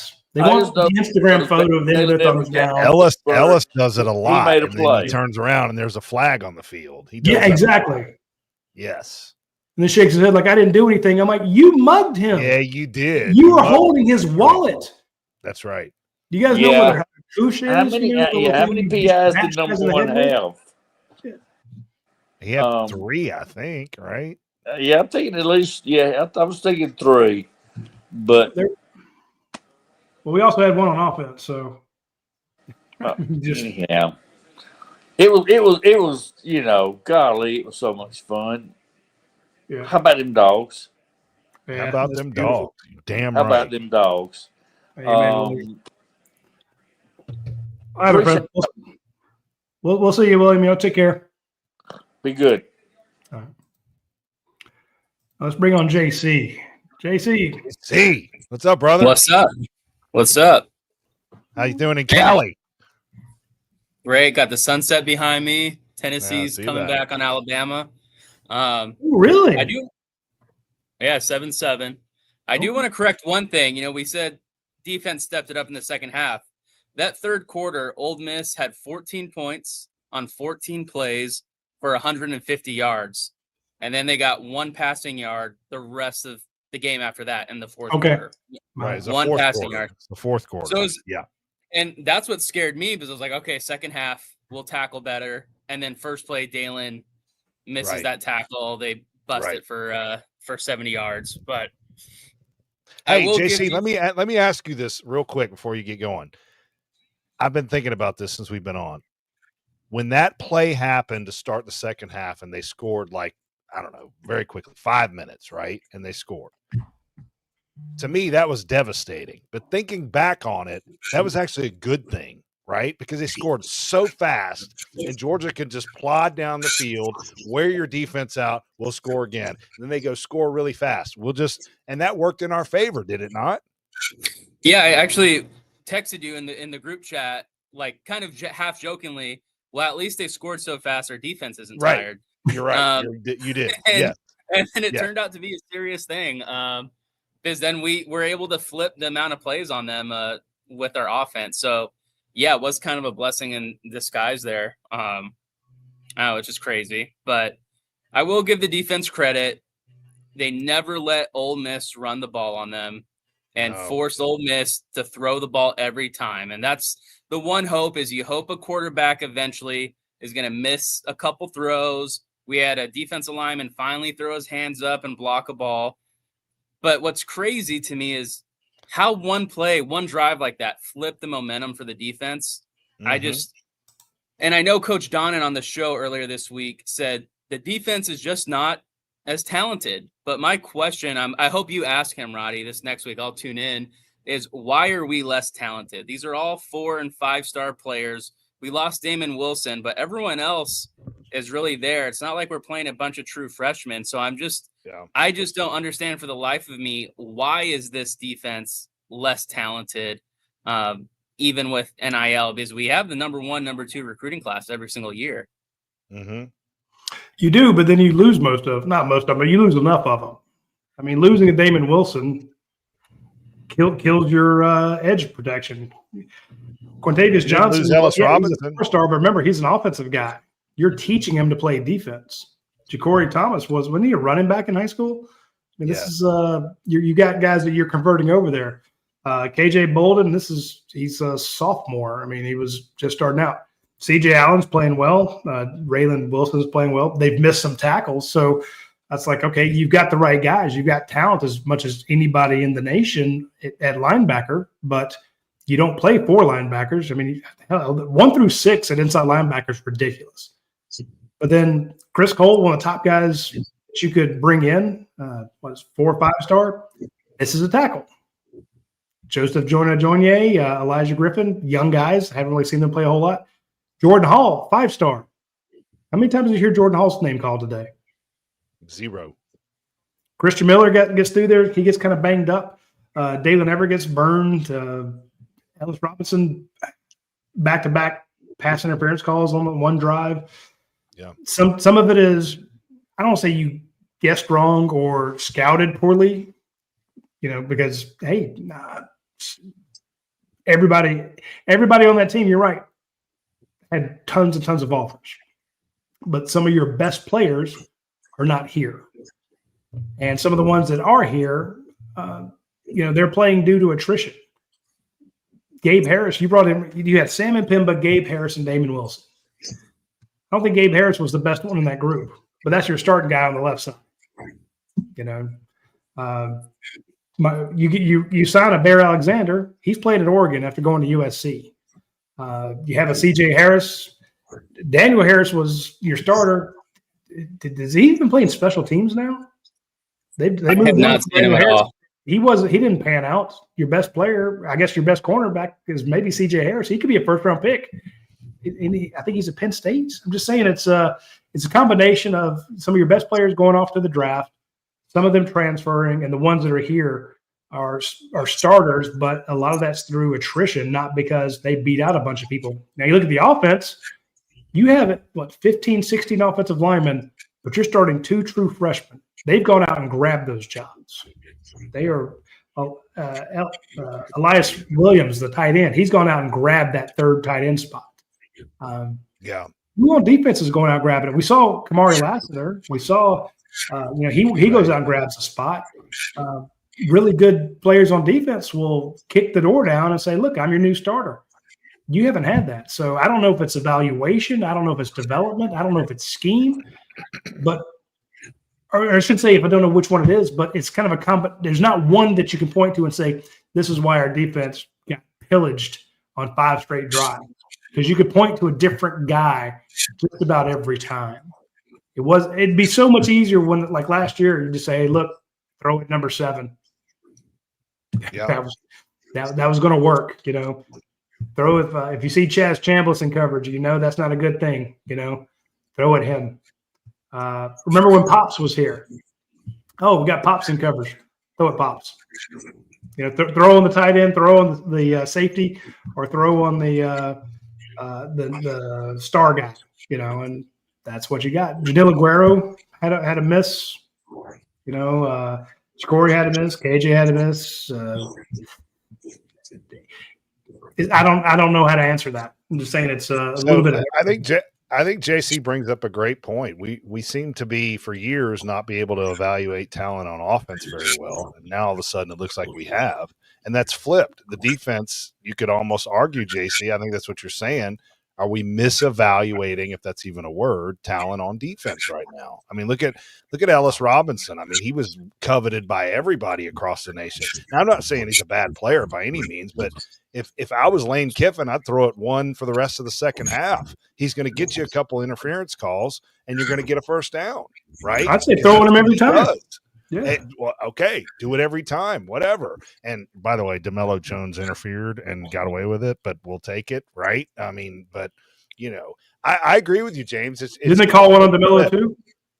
No, I'm talking about that crucial play at I know, but I think he also had one. He did have one. He did. Okay, but I'm talking about the one that really mattered. Yeah, the one that really mattered. But so also, well, if he's not getting it done, next man up. Well, the next man up is not as good as the first man up. Right. So you can bring in the second guy, but he's likely going to get burned more so. But I think JC brings up a great point with what he's saying. I mean, it's absolutely bearing out on the field, and I'm just sitting there watching through the third quarter. I'm like, I can't believe I'm watching this again, Kelly. I've watched this movie over and over and over, and I don't know why Lane even thought about going for it. I mean, he only got to 1 or 2 fourth downs, but you might as well just go for everything because we're not going to stop anybody, right? Yeah, no, you're right. Shout out to for the super chat from KC. He says the defense is a young team. It's part scheme, it's part technique. Yeah, I mean, JC's checking all the boxes. You're too young. You're playing the wrong scheme. Your technique's bad. The portal. Little column B, little column C. So you completely miss in the portal defensively. Every guy that we got is not really an impact player. The guy you lose, Josh Horton. I was going to say Josh Horton. He's starting to come along. But I mean, we're 7 games in, and now he's making an impact. Where's he been? Right. And then portal offensively, every single one of those guys that we got in the portal, and most importantly, the guy we let go, Carson Beck, doesn't win that football game. That's right. Gunnar Stockton wins you that football game. No way Carson ever wins that game. The only caveat, because I've said the same thing earlier, I mentioned that Gunnar Stockton, and you see Eddie's handle there, Gunnar better than Beck. Gunnar had 4 touchdowns. Well, he had 5, but he had 4 passing touchdowns, and Carson Beck had 4 interceptions. And one was facing a top 5 team, and one was Louisville even ranked? I think they were 4-1. No, they weren't. Okay, so yeah, that's and again, the only reason I would normally agree with you. I think that the way the team plays for Gunnar Stockton and the fact that he did so much with his legs in this game that changed the outcome of it is big. But Gunnar did have a couple bad throws. oh God, they were just misses. And I'm like, Well, he's flawed. Yeah. He's flawed. no, I agree. I'm just saying He's the not only an reason you can't NFL say caliber. He doesn't have absolutely an with NFL Gunnar, caliber you know, arm. the Carson would have lost that game. If you hit a couple of those, maybe the outcome's a little bit different. So, But I'll tell you, the You biggest lose thing, that there's a game small because- caveat, but I got to put it in there. So, Carson Right. on that fourth down backed away from the pressure. see, I'm getting a thumbs down Yeah. seat belt from Eddie and Ackworth saying, you're so full of shit. I can't handle it. You I are. got it. Yeah, I mean, Carson backed away from pressure on fourth down and overthrew a shot.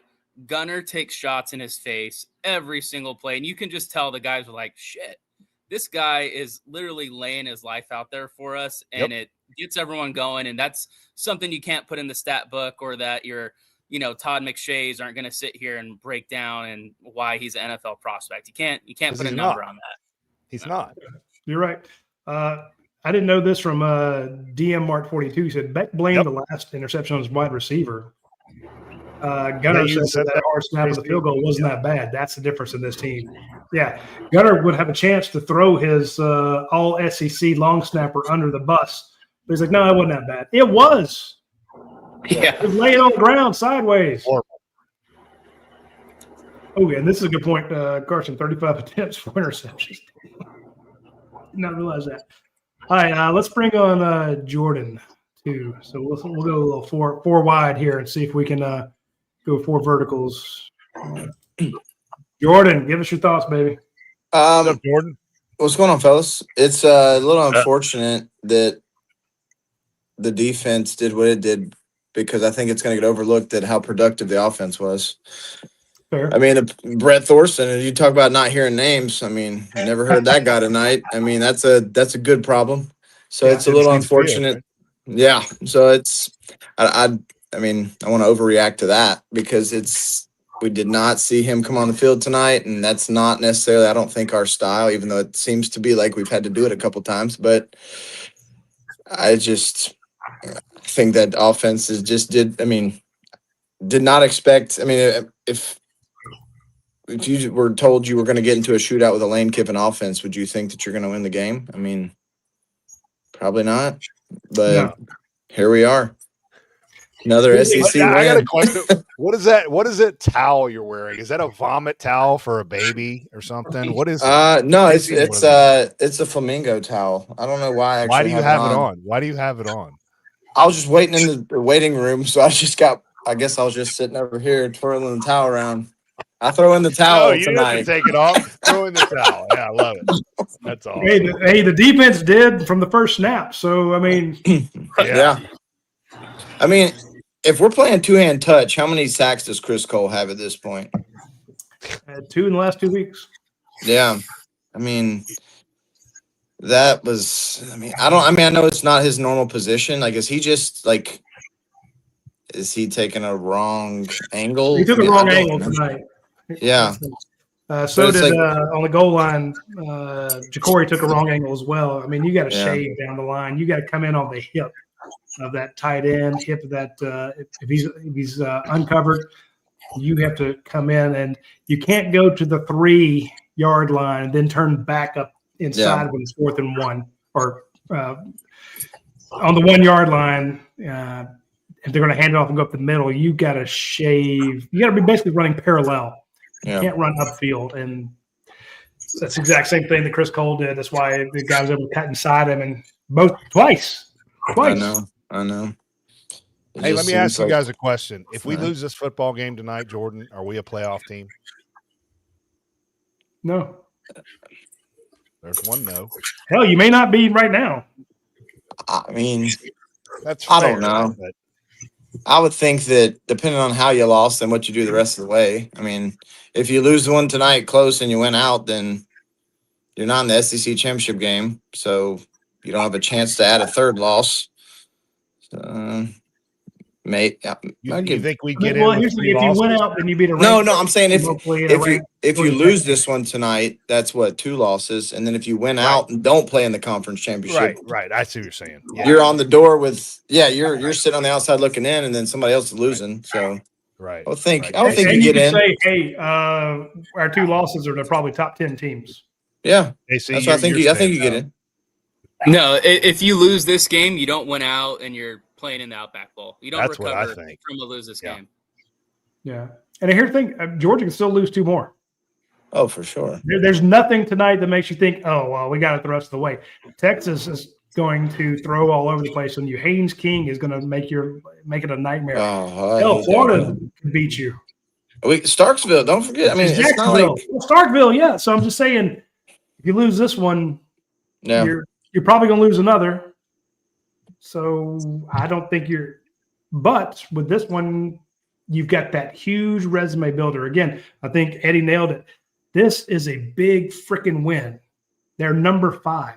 You know how good that looks on paper? How good it looks that your team took just like last week when Auburn just drags you in the first half. And they go in the locker room and you hear one of the guys saying, we took their best shots. We took their best shots. And we're only down by 7. Yeah. Well, it's kind of the same way. You took their best shot 5 straight times, 5 uppercuts, 65 yards, 65 yards, 75, 75, 75. They didn't even have a short field to score on you. They didn't have a turnover. They drove the field on you 5 straight times. Just beat you down. And you took that and came back. So you have the ability to win out. You have the ability to beat anybody in the country. But you also have the ability to lose to anybody in the top 50 because your defense just can't stop them. And you're playing with fire because the opposing offenses seem to always score. Your offense has to save you, and all it takes is one drop pass, one turnover on the 11 against Alabama who kicks a field goal and wins by 3. In other words, your margin of error is so thin. So I'm with you. If Georgia loses this one, I mean, we had to score every single drive to win that game. And you had to. But are you facing a better offense the rest of the way though? Maybe not. Maybe not. I mean, so I think that's where I was kind of weighing in. Like, do you really face a better offense than what you saw tonight? Like, from what I can think of, I wouldn't say so. Eddie, we lost you again. Yeah, I lost you. I'm glad it wasn't me this time. I'll say I'm not sure it matters if we play a better offense because they do this against every offense. And That's true. I can't be too mad at Glenn Schumann because I'm sure he told Chris Cole if you're unblocked and you're unimpeded to the quarterback to tackle him. And then we have Chambliss going back 20 yards, throwing it 5 yards behind the line of scrimmage, and he ends up getting a 10-yard gain. So instead of 3rd and 15, we're 3rd and 5. So you gotta tackle guys. They gotta tackle guys. No, I'm with you. I'm with you 100% there. All right, let's bring on Andy. How about them dogs? I mean, from between the hedges, Andy there right live. From between the hedges. Oh my God, that was the best game I've ever seen live. Really? Oh, that was great. I can't hear him, Roddy. Nope. You can't hear me. I got you, Andy. Y'all can hear. I can hear you fine. I don't know what my problem is. Jordan has a situation where we bring on somebody after we bring him on, he can't hear the new person. So, Jordan, I'm gonna drop you out, and you can come back on here in a bit. No, go ahead, Andy. You said that was the best game. Did you watch the defense? I'm just talking about exciting winning the game. No, the defense was terrible. It was absolutely terrible, and I don't care. God, getting that win and I'm not talking about the defense, Carl. I'm talking about just seeing Georgia win the game and playing a top 5 team in the country, a team that a lot of people think has a shot to go somewhere in the playoffs. I mean, come on, it was great. And I know I've been really critical on specifically the offensive line and the offensive line coach. There was pockets. Stacey Searles, give that man a raise today. There was pockets for Gunner to sit back and throw the ball, and we got problems. Yeah, the defense is struggling. I don't give a crap. To see the win, that was the loudest it's ever been. I mean, I was at the Alabama game 2 weeks ago and the Auburn game 6 years ago, or whenever it was I don't know. This was the loudest it's ever been. I've never heard it this loud. When it got down the stretch in the fourth quarter, I mean, it was my throat. You can hear I'm talking weird. My throat's still killing me. Like we were yelling, and you did your job.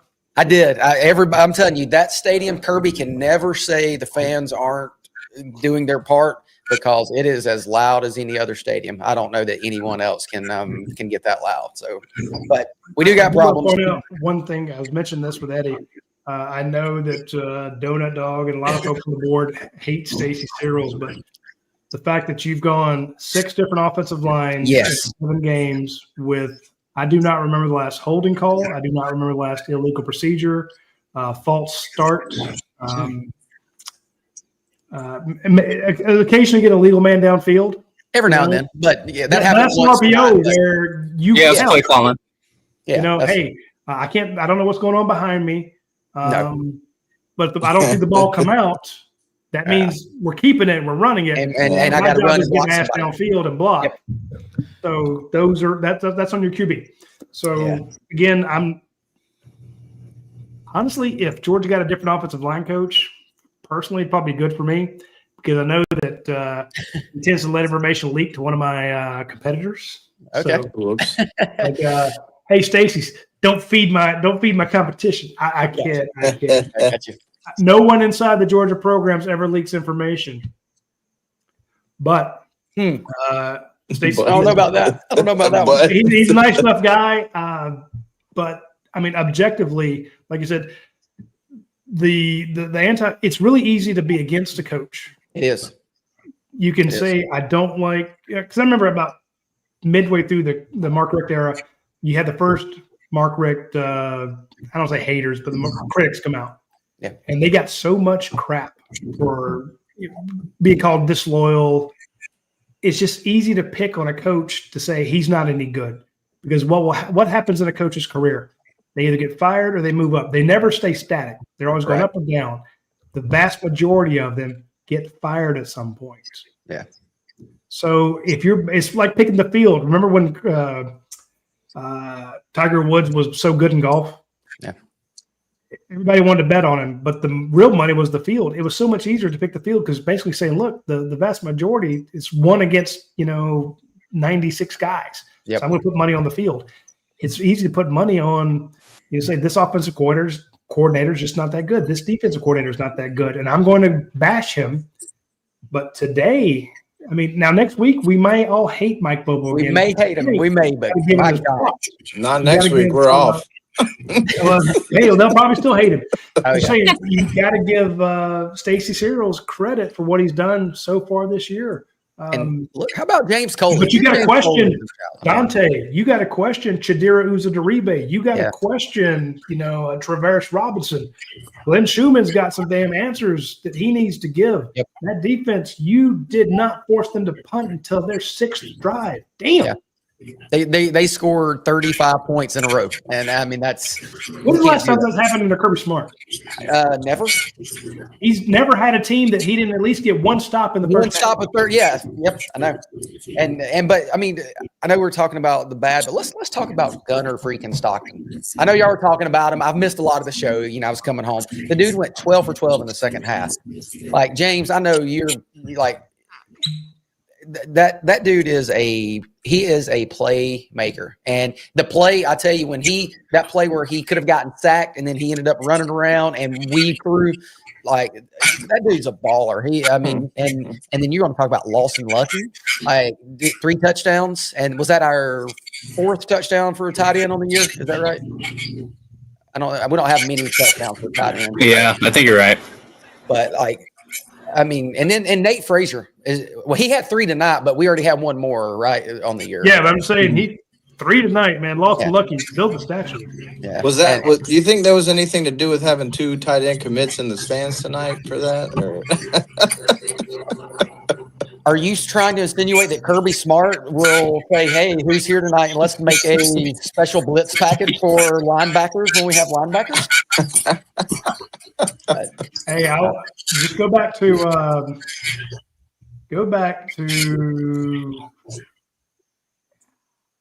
the year before Justin Fields comes. Yes. and they're like, "Hey, we've got this kid. His name's Jake Fromm. Easton's been banged up, but I think it was Georgia versus Tennessee, and all of a sudden in that game they let Jake Fromm run wild. Yeah, just run it. You know, now because you finally have a healthy Jacob Easton, so that if he does get hurt, you're fine. You can bring him back in. But Justin Fields is down there in that end zone, and they're like, "This is what we imagine our quarterback being." They never let him run it again the rest of the year. But when Justin Fields was in the stands, boy, they let him take off. So, oh crap!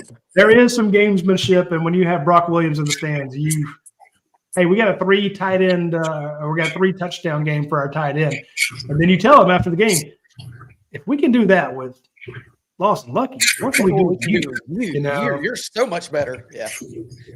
Yeah, no, it was great. Like I said, I know the defense struggled, but that offense, we scored all 7 possessions, 2 field goals, and like you see Gunner growing up, and I know he missed some wide open guys. There was like this play. I mean, we were yelling, like there was 2 plays in particular that they were wide open. Oscar was wide open. Yeah. Somebody's giving us some feedback. I'm trying to figure out who it is. Is it me or is it James? I think it might be JC. Is it? I don't think so. Let me. Somebody might have a game on or something that's catching up. Yeah, but yeah, I mean it's better with yours muted, James. No, I mean Gunner, he missed some guys. I mean for sure, but I mean to go for 5 touchdowns and he grew up tonight. And Nate Frazier, he's looking like the guy we thought he could be, covering the ball up, making those cuts. There were a couple of like he was going to lose 2 yards, and he made it a 3-yard gain. So I mean, the offense looked. They great. all did it. Yeah, and McCray did it. I mean, like that play, he got stuffed, and then he was able to slide out of the right side and get the first down. So he did get stuffed on that 4th and 1. But yeah, it was the offense. I mean, I know it's easy to bash Mike Bobo. I get it. Everybody hates the guy and whatever. But if anybody called a better game, who called a better game? Was it him or Lane? I don't know. I mean, that's the thing. And Lane Kiffin's considered one of the top 5 offensive minds in football. Bobo did just as good, I thought. So. How'd you like the flea flicker to start the whole thing? Oh man, that was great. God, that was awesome. Beautiful. Yeah.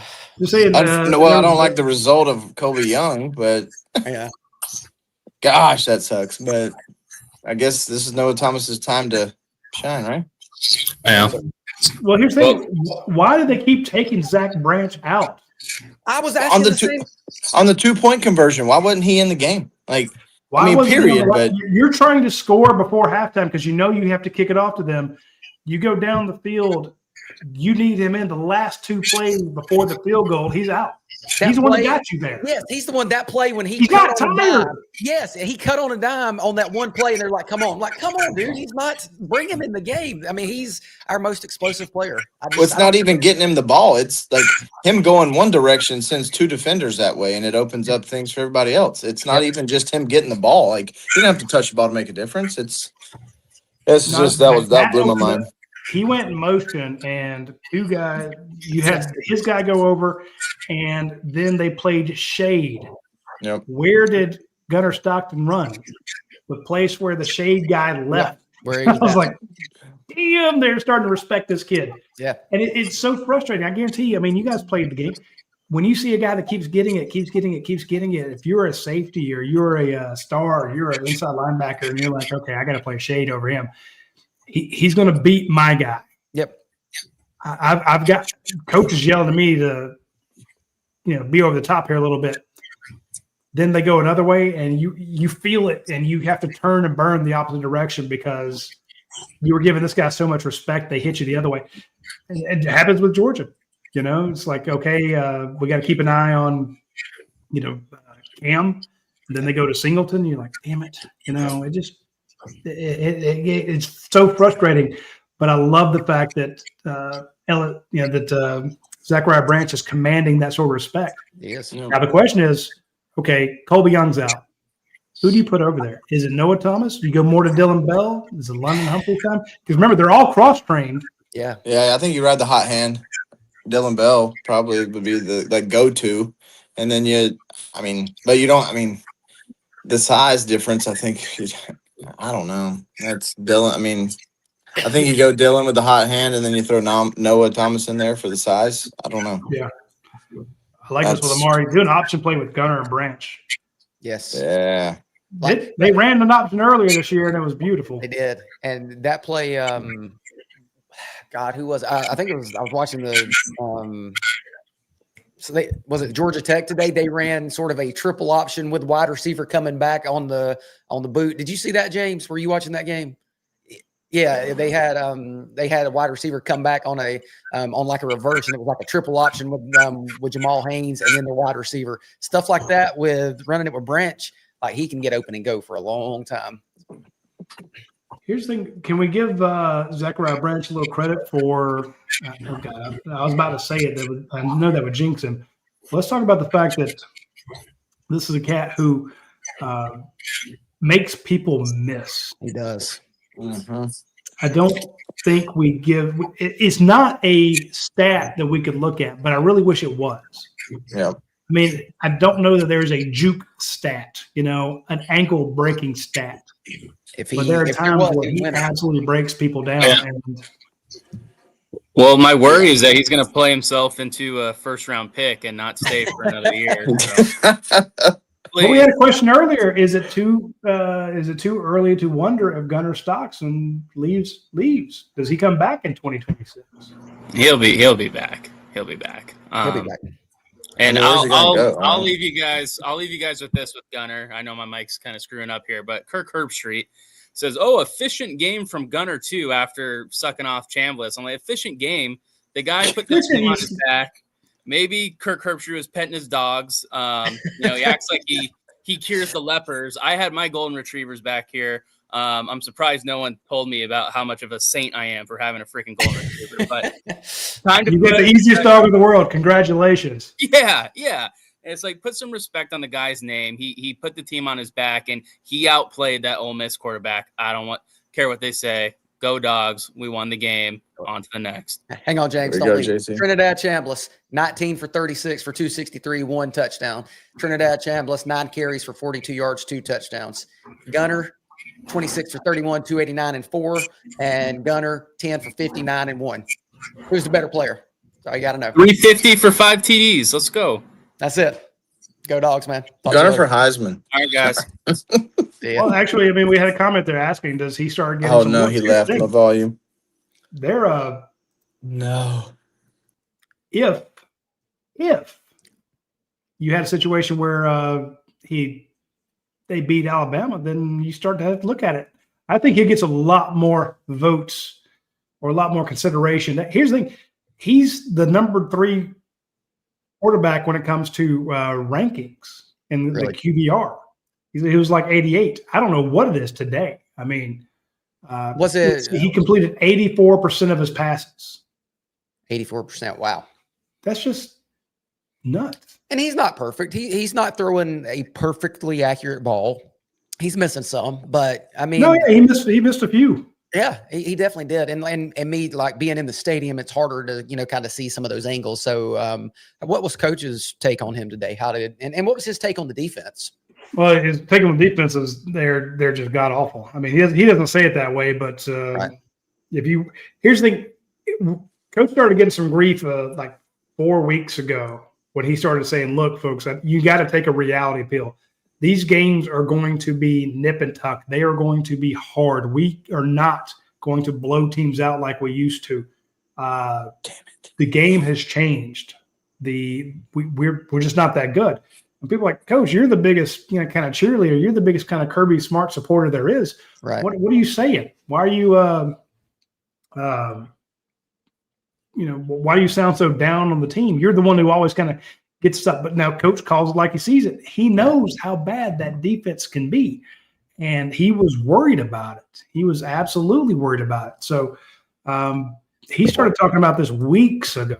And Coach, what do you think about Georgia versus Alabama? He goes, "I don't know. That Ty Sims is really good. I haven't seen a whole lot from the defense in these first few games. The fact that Aguilar went 14 of 14, that's not good." So he goes, and he off the air, he's like, we've got warts, we've got problems, And he goes, but I think the offense can be good if we get the offensive line worked out. And he was dead on. So there's a reason he's in the Hall of Fame. He's the only coach who has led the nation in rushing offense. He's the only coach who's led the nation in passing offense. Both. You can have like a Hal Mummy who can throw it all over the place. But you can have guys who love to run the ball a lot.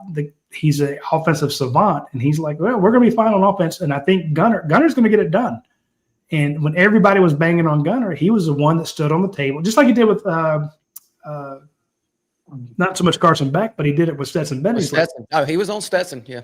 I'm telling you, folks, you guys that are shitting on Stetson Bennett, y'all better show. Y'all don't know what a football player is. He is one. He says the same thing about Gunner. So he was right about that. He was right about the defense. Now, he could be wrong here and there. I just haven't seen it yet. So coaches – he knows that Gunner can get it done, and 5 touchdowns tonight. Almost 300 yards. Yeah. The running ability, 59 run. Yeah, it's crazy. Player of the week. Player of the week. I'm sure he's going to get it. Yeah, I mean, it's. Hey, let's Jordan. Do you think he gets player of the week?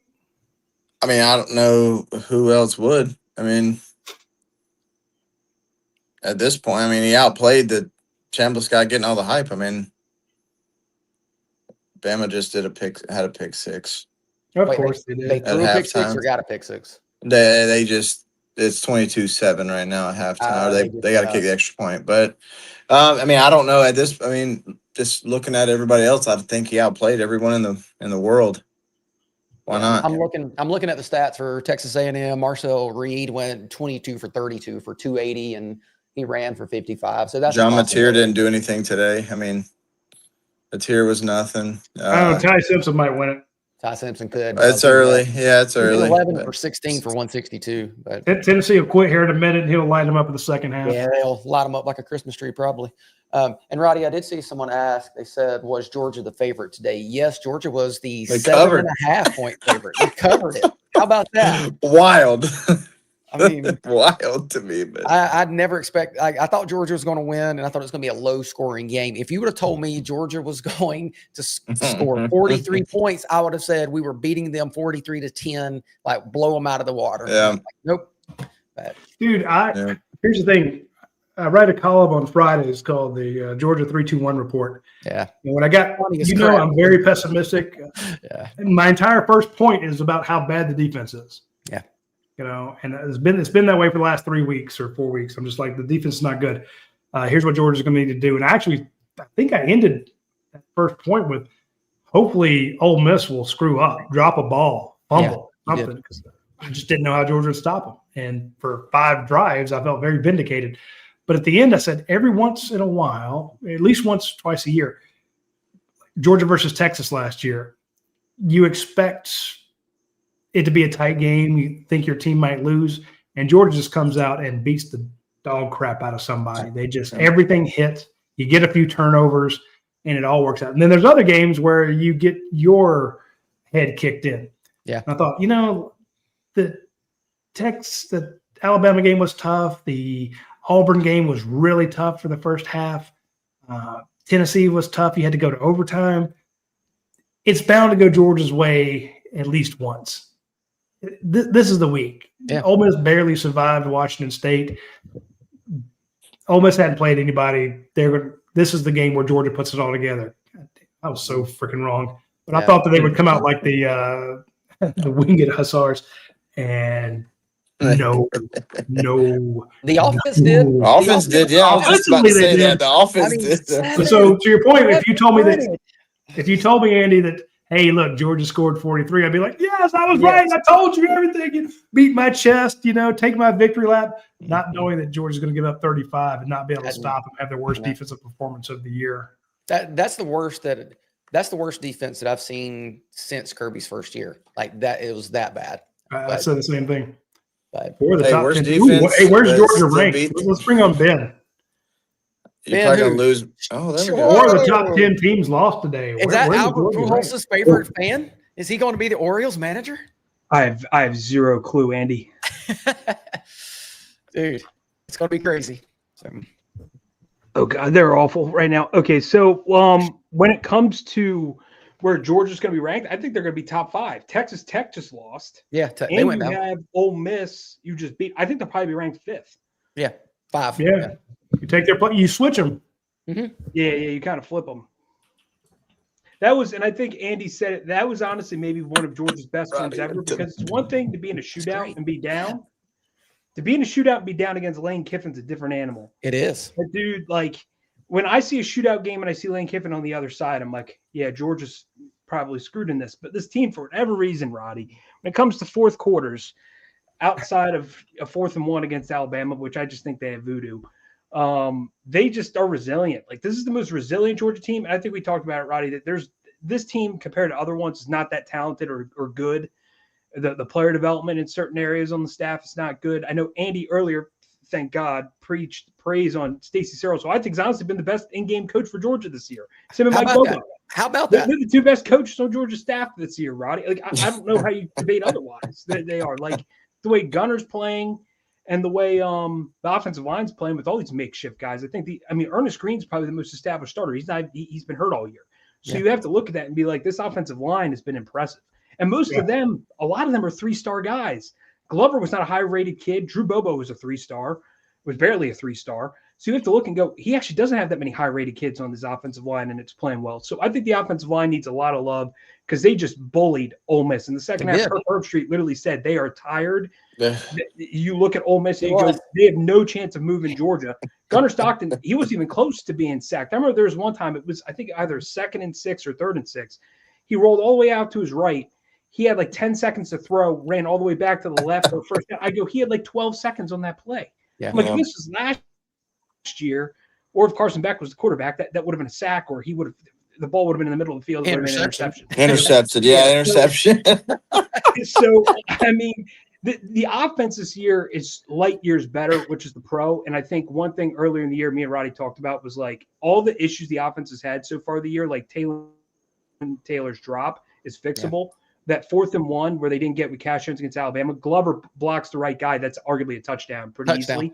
So you have to look, they are so fixable errors. When you look at the defense, my concern is I don't know if it's fixable with the pass rush. Like, these guys just don't know how to pass rush. And they're naturally, like some of the guys like Johnson, number 33, who, by the way, on the 1 3 and out, basically made all 3 plays, which is unbelievable how that even happened.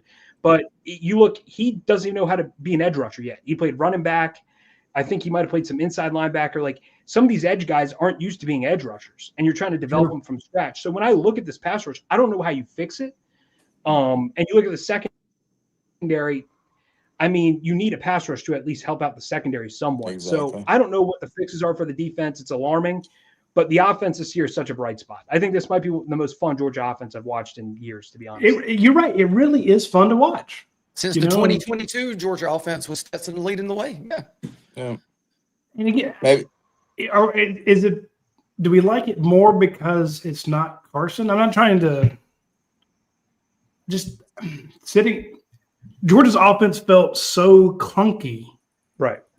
In 2023, remember, Georgia went undefeated in the regular season. They did.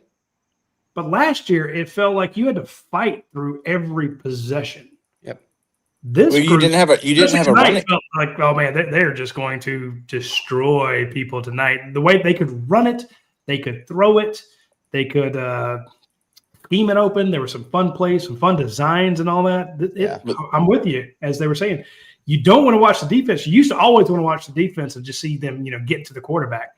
Now, when Georgia's offense is out there, I'm paying attention. When the defense comes on, I'm watching Friday the 13th, Freddy Krueger. I'm looking through my fingers. I can't watch it, dude. It's The Shining. I think you said it, Roddy. I think you said it though. Last year, you didn't have a running attack.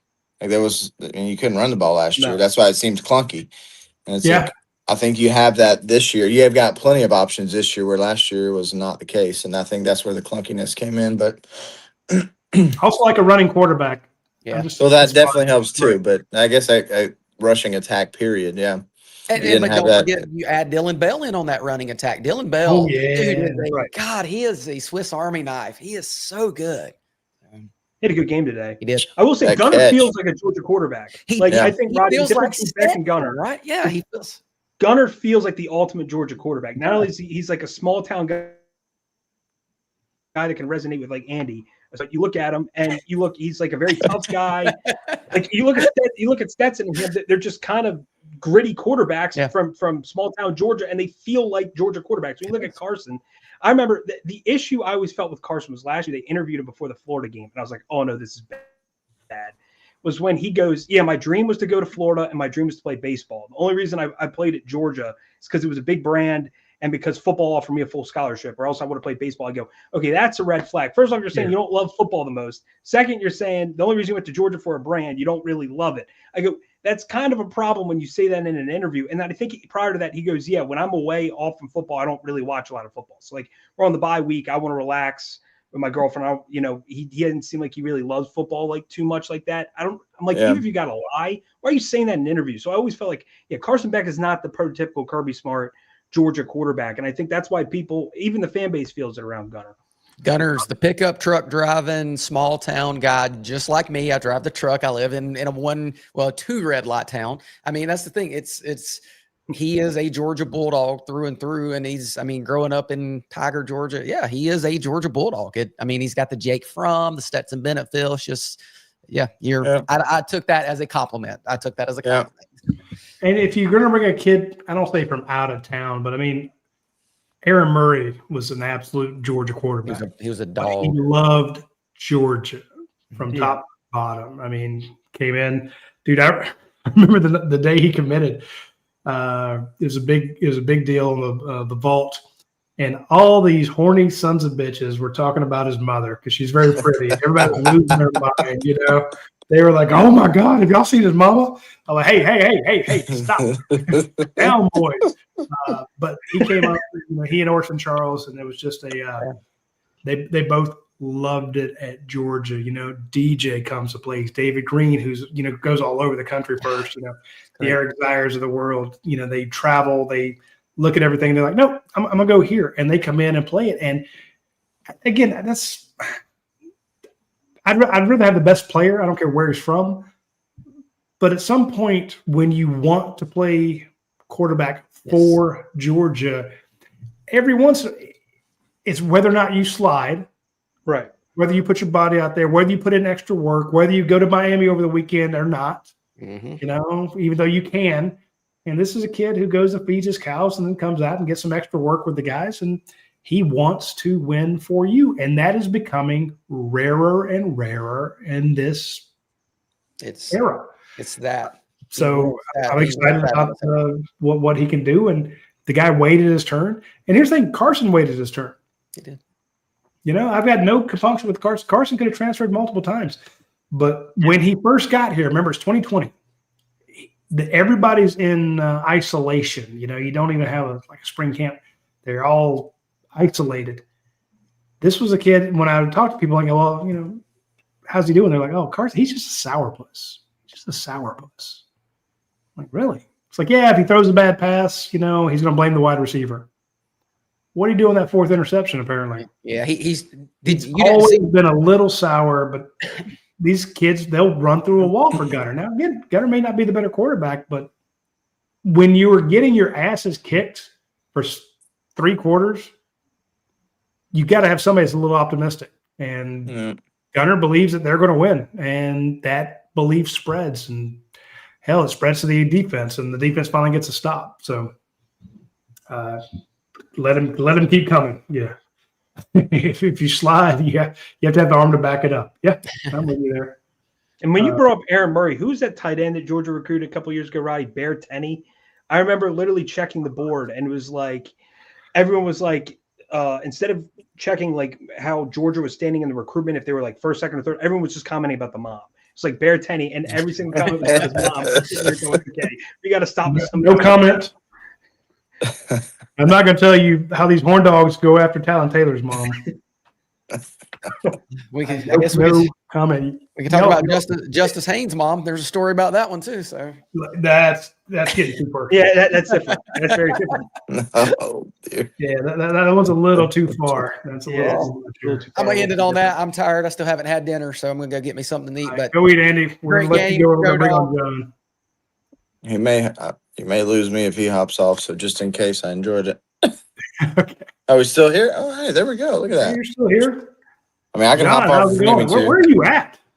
I'm watching a 17-year-old baseball game. Yep, I lost him. I'd rather be doing on Damn. Saturday, 9:30. All right, lost him. I appreciate you. I'm gonna get off here. See you, Jordan. Sorry, brother. I don't know what's going on. Let's see. Go Dogs. Hey, John, give us your thoughts. while y'all are staying on the creep train, Mrs. Fromm was nothing to shake a stick at now. Jesus Christ.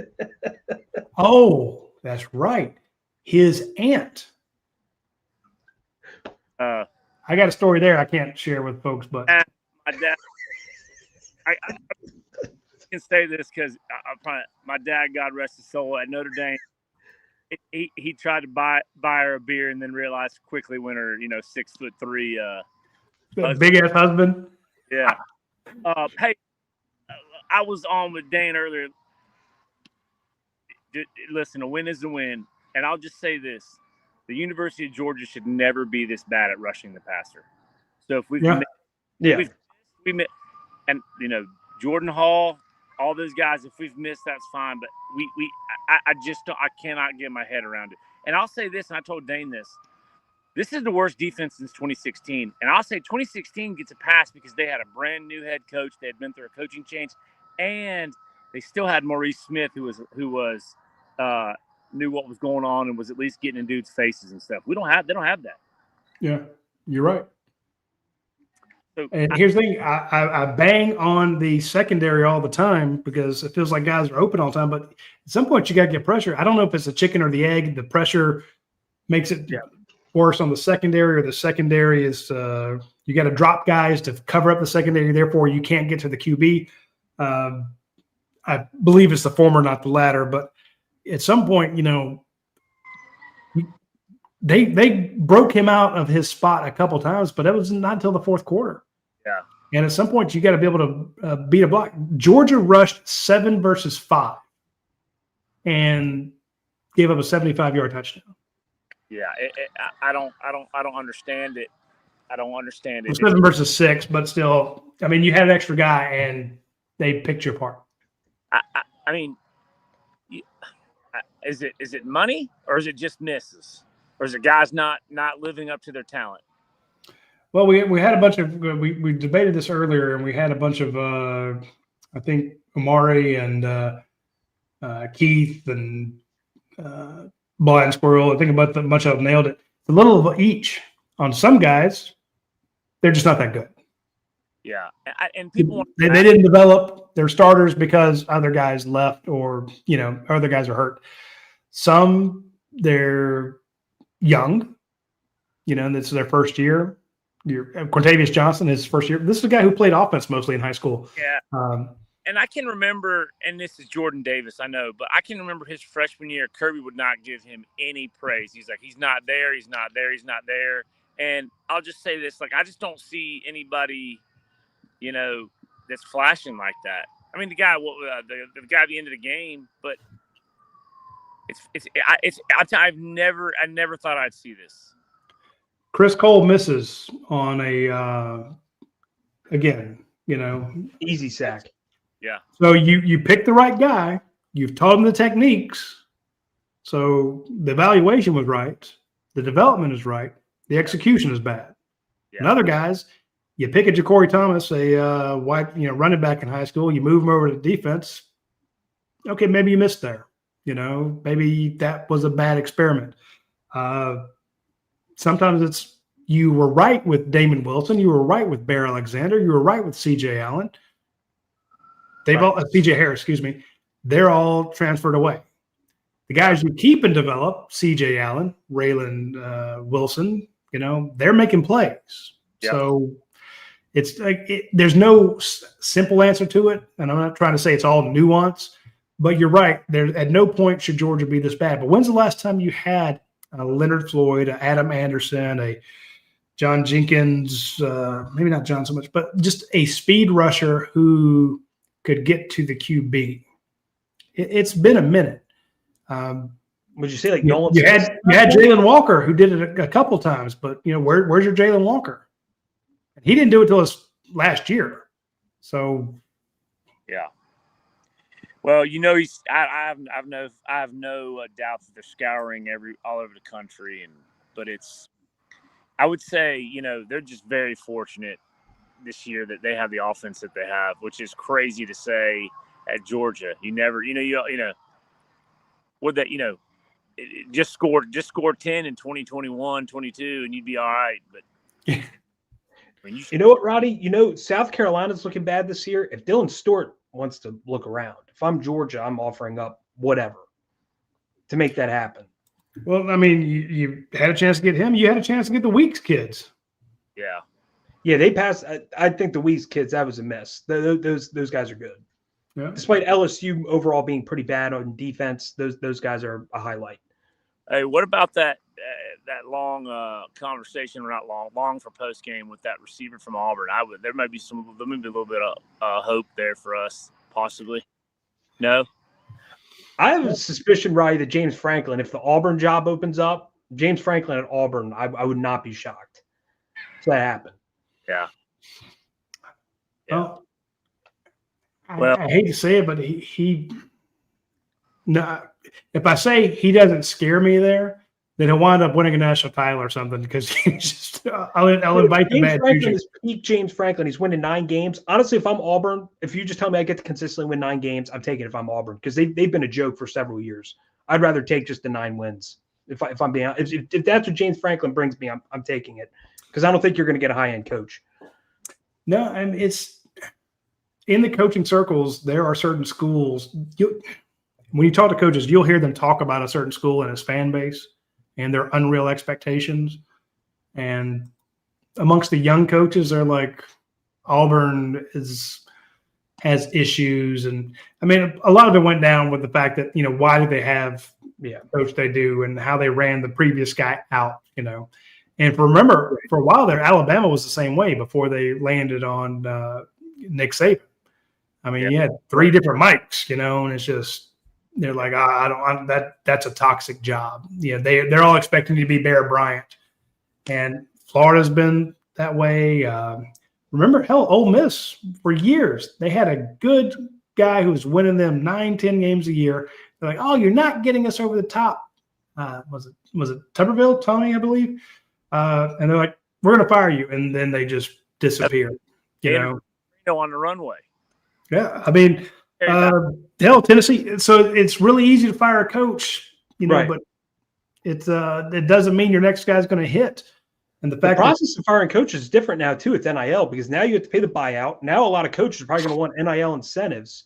Yep. And with the way roster construction is, with trying to get a head start on the portal, with how some of these teams, especially in year 1, will take a lot more portal people, it's a total change now. But also, like, one thing I'd say is if you're Lane Kiffin, for example, years ago, Roddy, we'd say if Florida offered, or even Penn State offered Lane Kiffin a job, he's going to take it.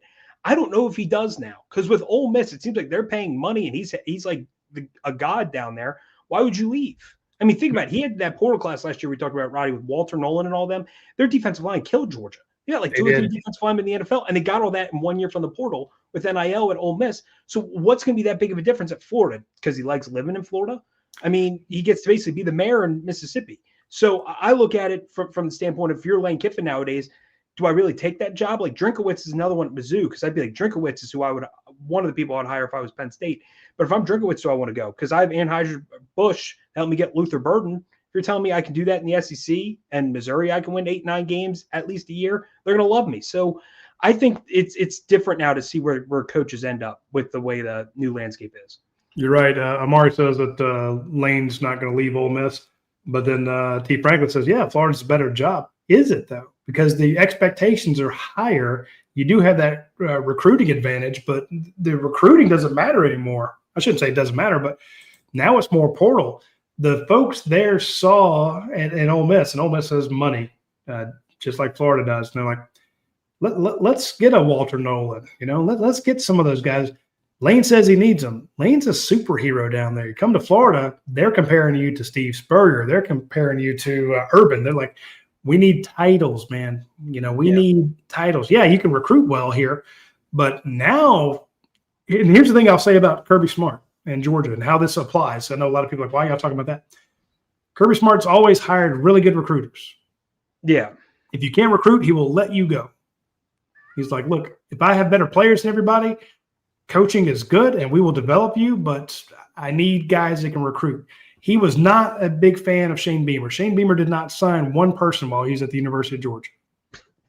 Yeah. Other guys did. So he lets him go. Yeah. Now all of a sudden he's taking a parallel job. No. I'm saying the dude did not. It didn't work out between them. But now you change how he hires coaches, Ron. Does he focus now more? Because in my opinion, Kirby said this. I think that's why a lot of fans with NIL and recruiting are hesitant, because Kirby said it's still a relationship business. He said that in his press conferences. Now it's turning more into a transactional business. Yep. So I look at it from the standpoint of shift, get more, better in-game coaches who have been proven to develop, and you spend more in terms of recruiting for NIL. Or do you leave it the same way where I'm going to have I'm not going to spend as much in NIL, but I'm going to rely on these recruiters? I think the way he's doing it for the old school way that he did it under Nick and how he won the first couple titles was the right way. But now I think he might need to shift. Like you talked about new potential defensive coaches like T-Rob and Dante and I don't know how to spell what's his name? Shajiro Uribe. Yeah. Oh, yeah. Those guys aren't in-game coaches. They're recruiters. So that's my point. So do you shift away from that? Because if I was Kirby, I'd shift away from it, and I would spend a little bit more in NIL on the defensive side. Dude, that's all I'm saying. I would. These guys are really good recruiters. They may be the greatest coaches of all time, but from what we saw today, give me a Will Muschamp, give me a better coordinator, a better developer, and then turn to Georgia's NIL foundation and say, look, I need. We went 0 for 3 in safeties on the portal. You had the chance to land Caleb Downs. You were paying him $30,000 a month. Probably going to be your highest paid guy on in your defense. Ohio State came to him and offered him $100,000 a month. Yeah. I don't need a great coach to try to develop him. I know he's probably the best safety in the last 10 years. The guy's a freak.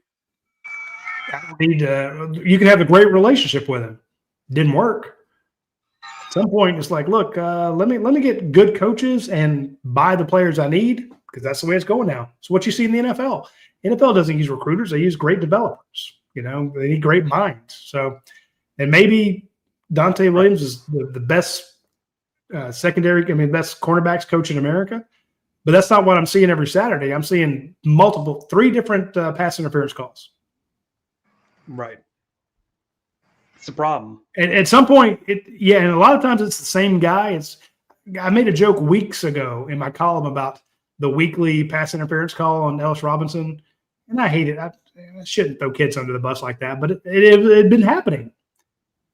It's been every week with him now, multiple times in multiple games. So at some point, hey, coach, stop him from doing that. So, yeah. He also needs to get maligned. But actually, one thing I wanted to bring up real quick on defense. Yeah. Ma'am, am I good or you? I'll be good. All right, we'll see you, John. All right, I'll see you. One thing I wanted to ask you, Roddy, on the defense was the second play of the drive to open up the second half. They're playing 10 yards off.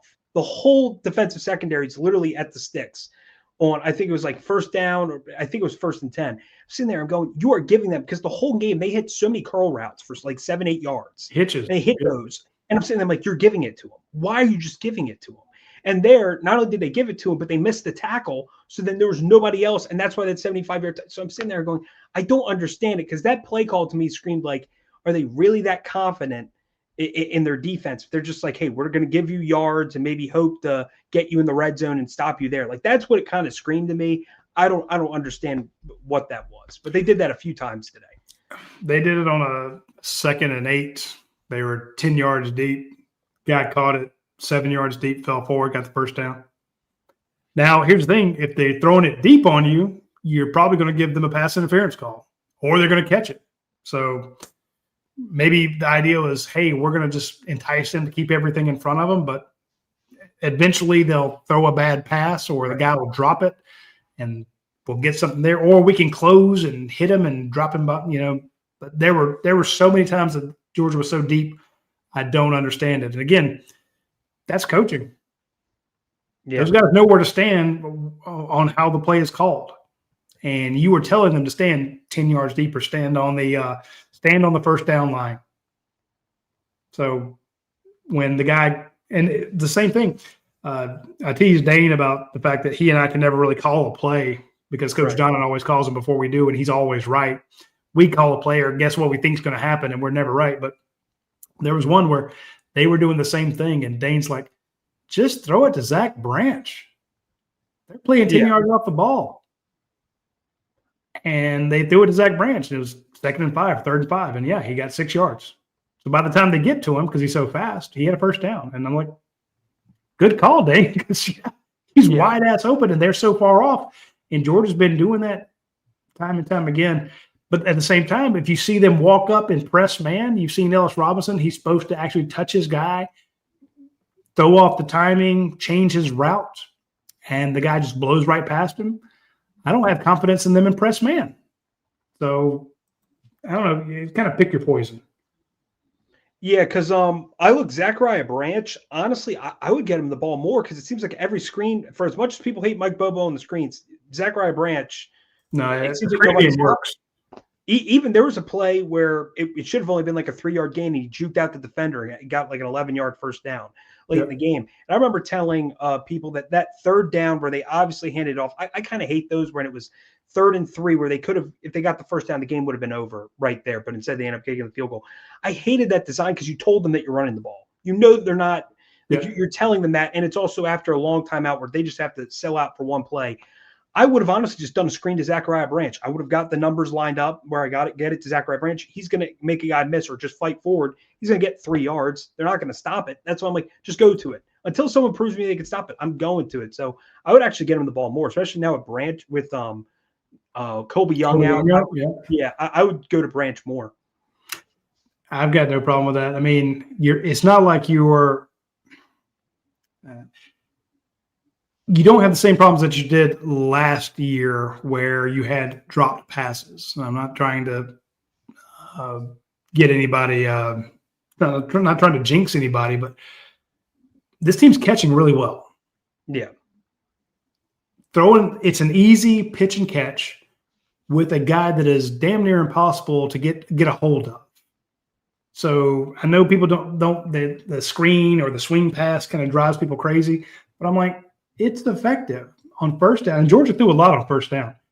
If you throw that out there and now you're looking at 2nd and 5, with your run game picking up 5 yards a carry, you're probably going to get a first down. So now with your 2nd and 5 or 2nd and 4, you have a chance to attack down the field.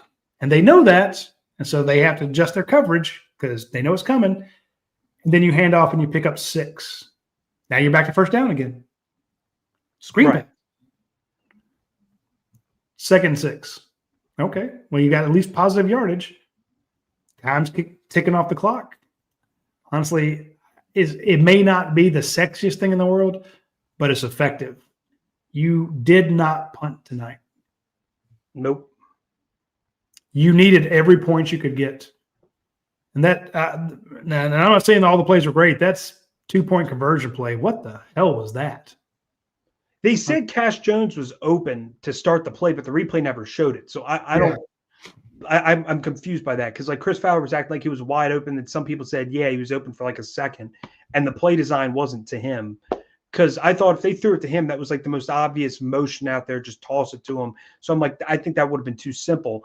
So I don't know what that play was. I would have had Zachariah Branch on the 2-point conversion because when they went to him against Tennessee, it was right there. Yes. I would have ran that same play that they ran.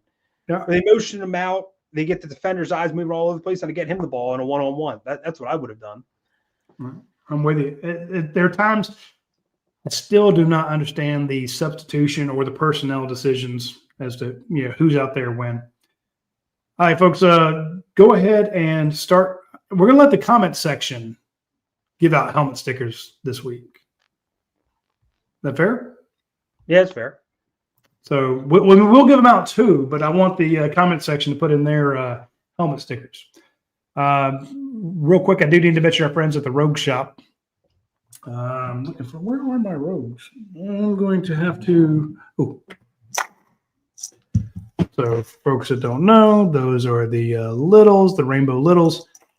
If you have chronic pain, then you need to reach out to the Rogue Shop.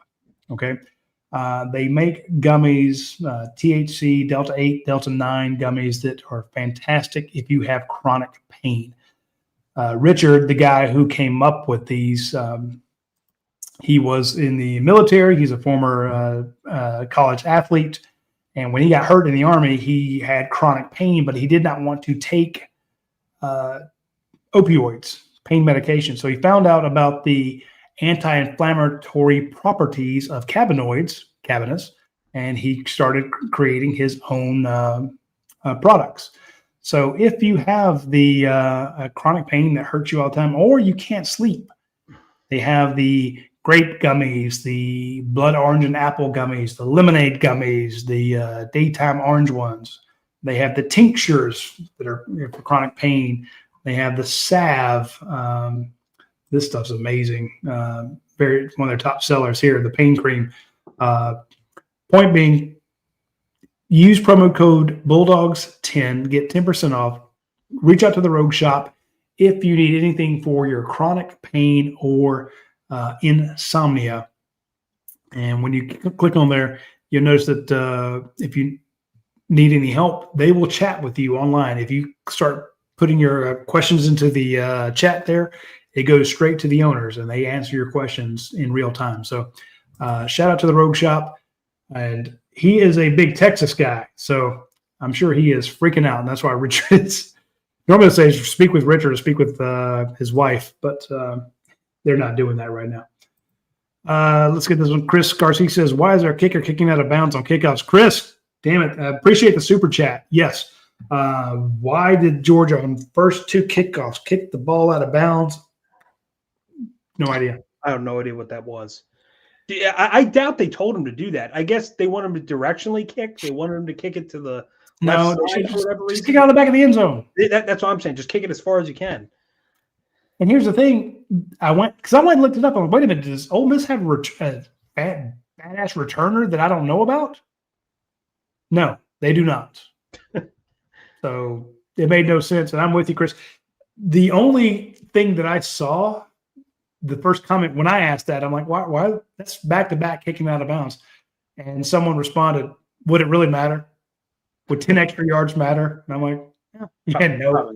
Not of those first two drives. But I'm with you, Chris, and thanks for the super chat. It does mean a lot. All right, let's see here. Let's do let's start with the super also, chat. Kentucky and Texas are tied right now at 9 minutes to go. Kentucky's not a good football team. But I think Texas is not a very good football team at this point.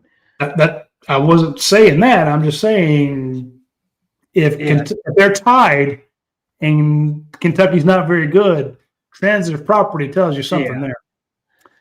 All right, so here are our helmet stickers. Heath Herndon says Gunner and Branch. Absolutely. Yep. See that? Interesting one from Ryan. Ernest Green. Did he even play? Yeah, he started. Oh, yeah, that is right. He was at right. Didn't he play right tackle? Yep. Yeah, I always think of it. The left tackle was Freeling and Bo substituted for a little bit. That's why I missed it. Gunner's just going to get better, more confidence. Here's Gunner and Quintavious Johnson. Quintavious was almost unheard of for most of the game, but then there was, when Georgia needed stops, he had back-to-back plays that were huge. Right. I'm with you, DBH27. KC, who's one of our best commenters, he says, offense, Gunner, Dylan Bell, the running backs. he's tossing out the helmet stickers left and right. Says the defense run stuffers held Ole Miss to 88 yards. True. Week after week, we don't talk about the fact that Georgia's run defense is elite. It's fantastic. It's been very good. They tackle well. Georgia's pass defense is bad. And when we talk about how bad the defense is, it's usually because teams are successful through the air. And some don't feel that they need to run as much, but every time you see them hand the ball off, I almost feel like that's a win. So Right. I'm with you, Casey. Good call. Most of these super chats I'm seeing, or like chats in the comments, there's like no defensive people. It's like all offense for helmets. Well, how could you? How could you? So I like that DBH saw Quintavious Johnson. Gary says Gunner gets a sticker, and also Bobo gets a sticker. Well, you should. Been a while since Bobo got a helmet sticker. Wow. Oh, I like this. Lucky and Dylan Bell. When the tight ends were 3 tight end, Roddy, I told someone I thought this game was presented by ChatGPT. I thought it was AI. That 3 touchdowns got caught by a tight end. Because last week we were talking, I'm like, the tight ends have like under 100 yards this year, as it feels like. And today they get like 3 touchdowns. And honestly, he had, I think, on the first drive of the game, first or second drive, he had Delp. He could have potentially had like a 60-yard touchdown to Delp, but he missed him. He didn't see him. But I'm looking, I'm like, the tight ends played their tails off. I want to give a shout out to Lawson Lucky, not only for this 3 touchdowns, but that spinning catch that he had about the 45-yard line to extend that drive. That was brilliant. He played his tail off. And Oscar Delp's been underrated this year. Yeah. Seth Brantley can bite my ass. Amari Carmichael, helmet stickers on O-line. Yeah, let's see here. Says the offensive O-line. Okay. He also wants to give give one to Gunner for being the best player on defense. I saw that. I didn't know if he was joking or not. No, he's right. Hey, keep the defense on the sideline. I'm with you there. Jermaine King, friend of the show, great guy. He says, Dylan Bell, I'm with you there. Dylan had 4 touches.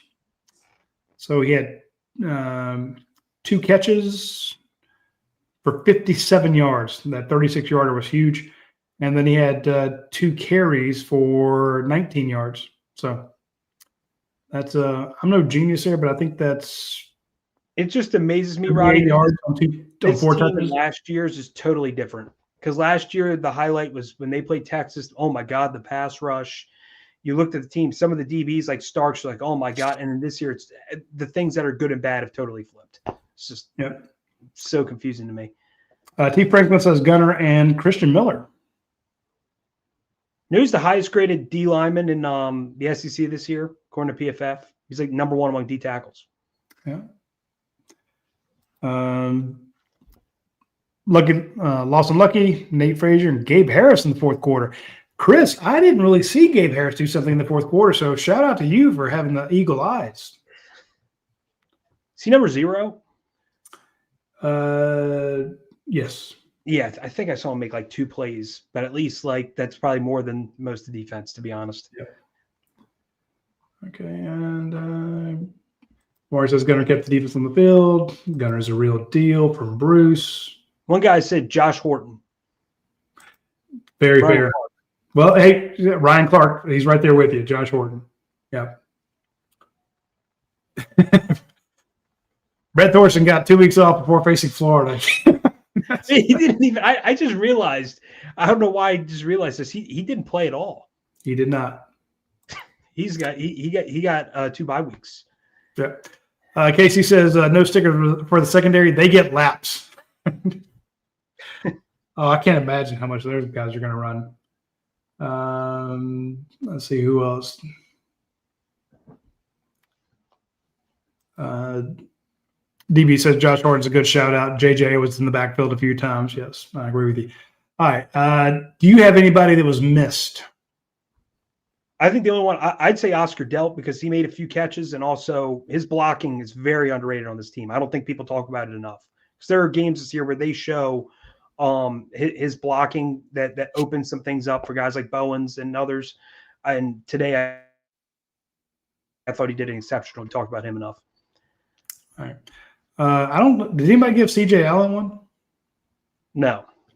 Again, I think this is like the 5th week in a row he's led the team in tackles. He had 8 solo tackles, which is pretty damn impressive.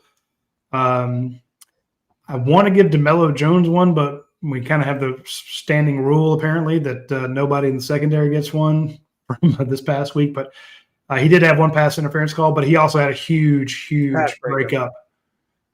And here's the thing: you don't want to give a guy a helmet sticker for one freaking play, but when you couldn't get off the field and he made the play to get you off the field, yeah, I'm DeMello, here's your helmet sticker, son. You know, you get one. So I feel like you kind of have to. Like, if you make one play the whole game on defense, whoever that guy is, even if he's crap for most of it, the defense for the most part just been crap throughout the entire. It was almost like recovering a fumble, because every time they got it, they scored on you.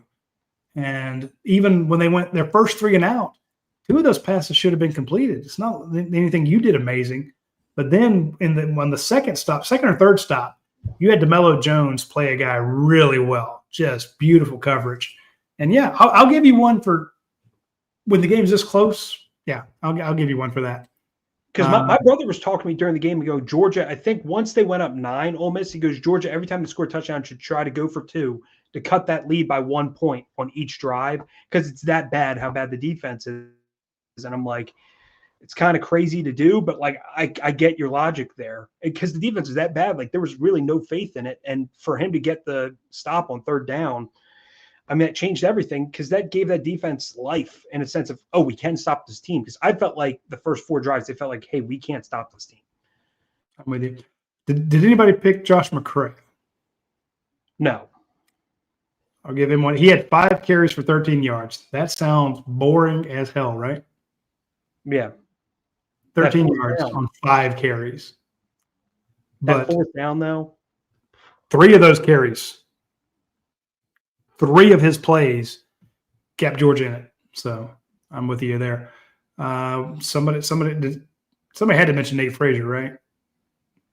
I think so. I think someone mentioned Frazier. 72 yards on 17 carries.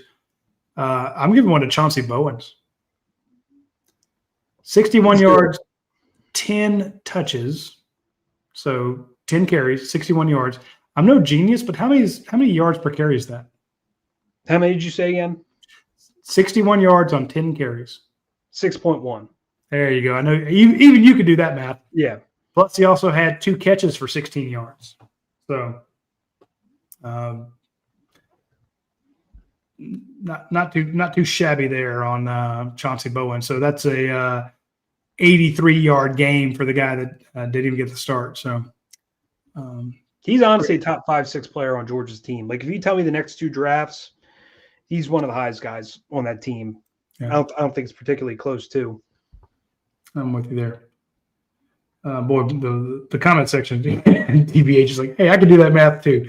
See, another Georgia fan, at least a graduate, maybe you can do that dividing by 10. So. And Jerry says, has Gunnar entered the Heisman conversation yet? He had not to this point. He had not at all. But now all of a sudden, with that high QB ranking and the fact that he had 5 touchdowns. He's first in the nation in QBR, Roddy.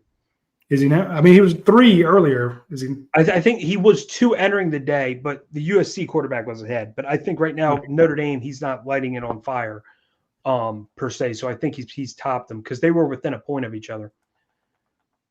Yeah. Good call. Did you see Nate Frazier with his thank you prayer at that TD? Yeah.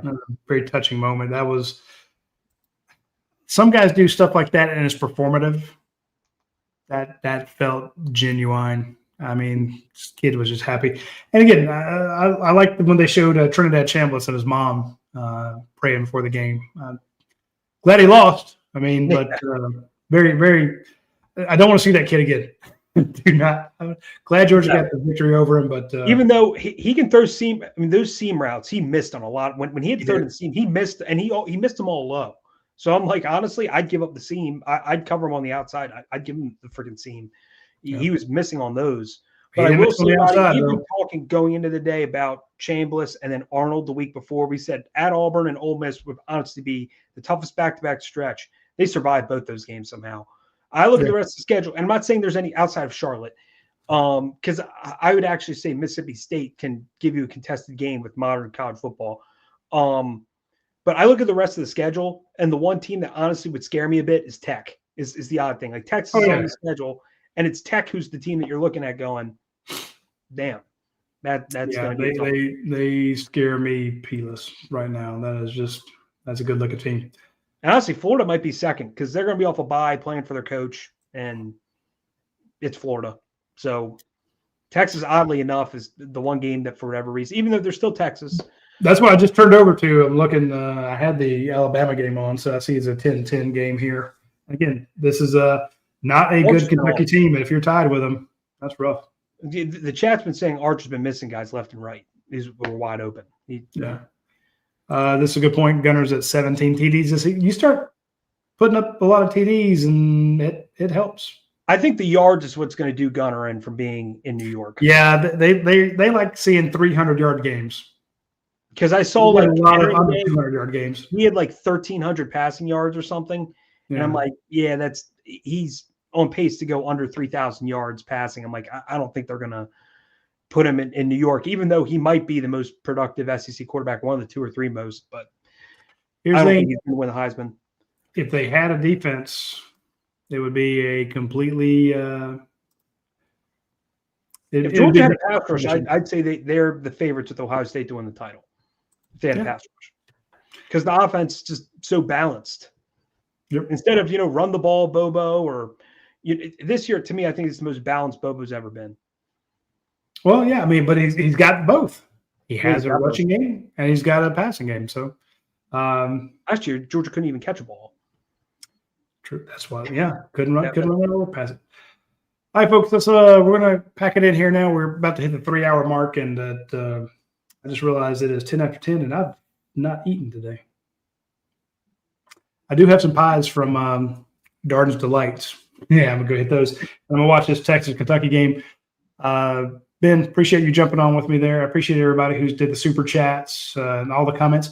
Folks, without all the comments, this show is boring as hell. It's just me and Ben, or me and some of the other guys talking. Your comments make the show flow. So if I don't say thank you, I apologize, because I should be saying thank you to everybody who puts a comment there. And I know you're not sure if I'm going to put it on the screen or not. And sometimes I do, sometimes I don't. I see them all, and I appreciate all of them. Even the ones making fun of me, and I reach out and make fun of the guy that was saying that we were a bunch of dumbasses, told him he could bite my butt. I enjoy it. So I do like the, like guys like Jerry Dogs, who shout out to Drew Bobo. Yeah, absolutely. So, and apparently Mark Stoops is pissed off. So let's go watch Mark Stoops in Texas. I'll see you folks next week. Y'all take care.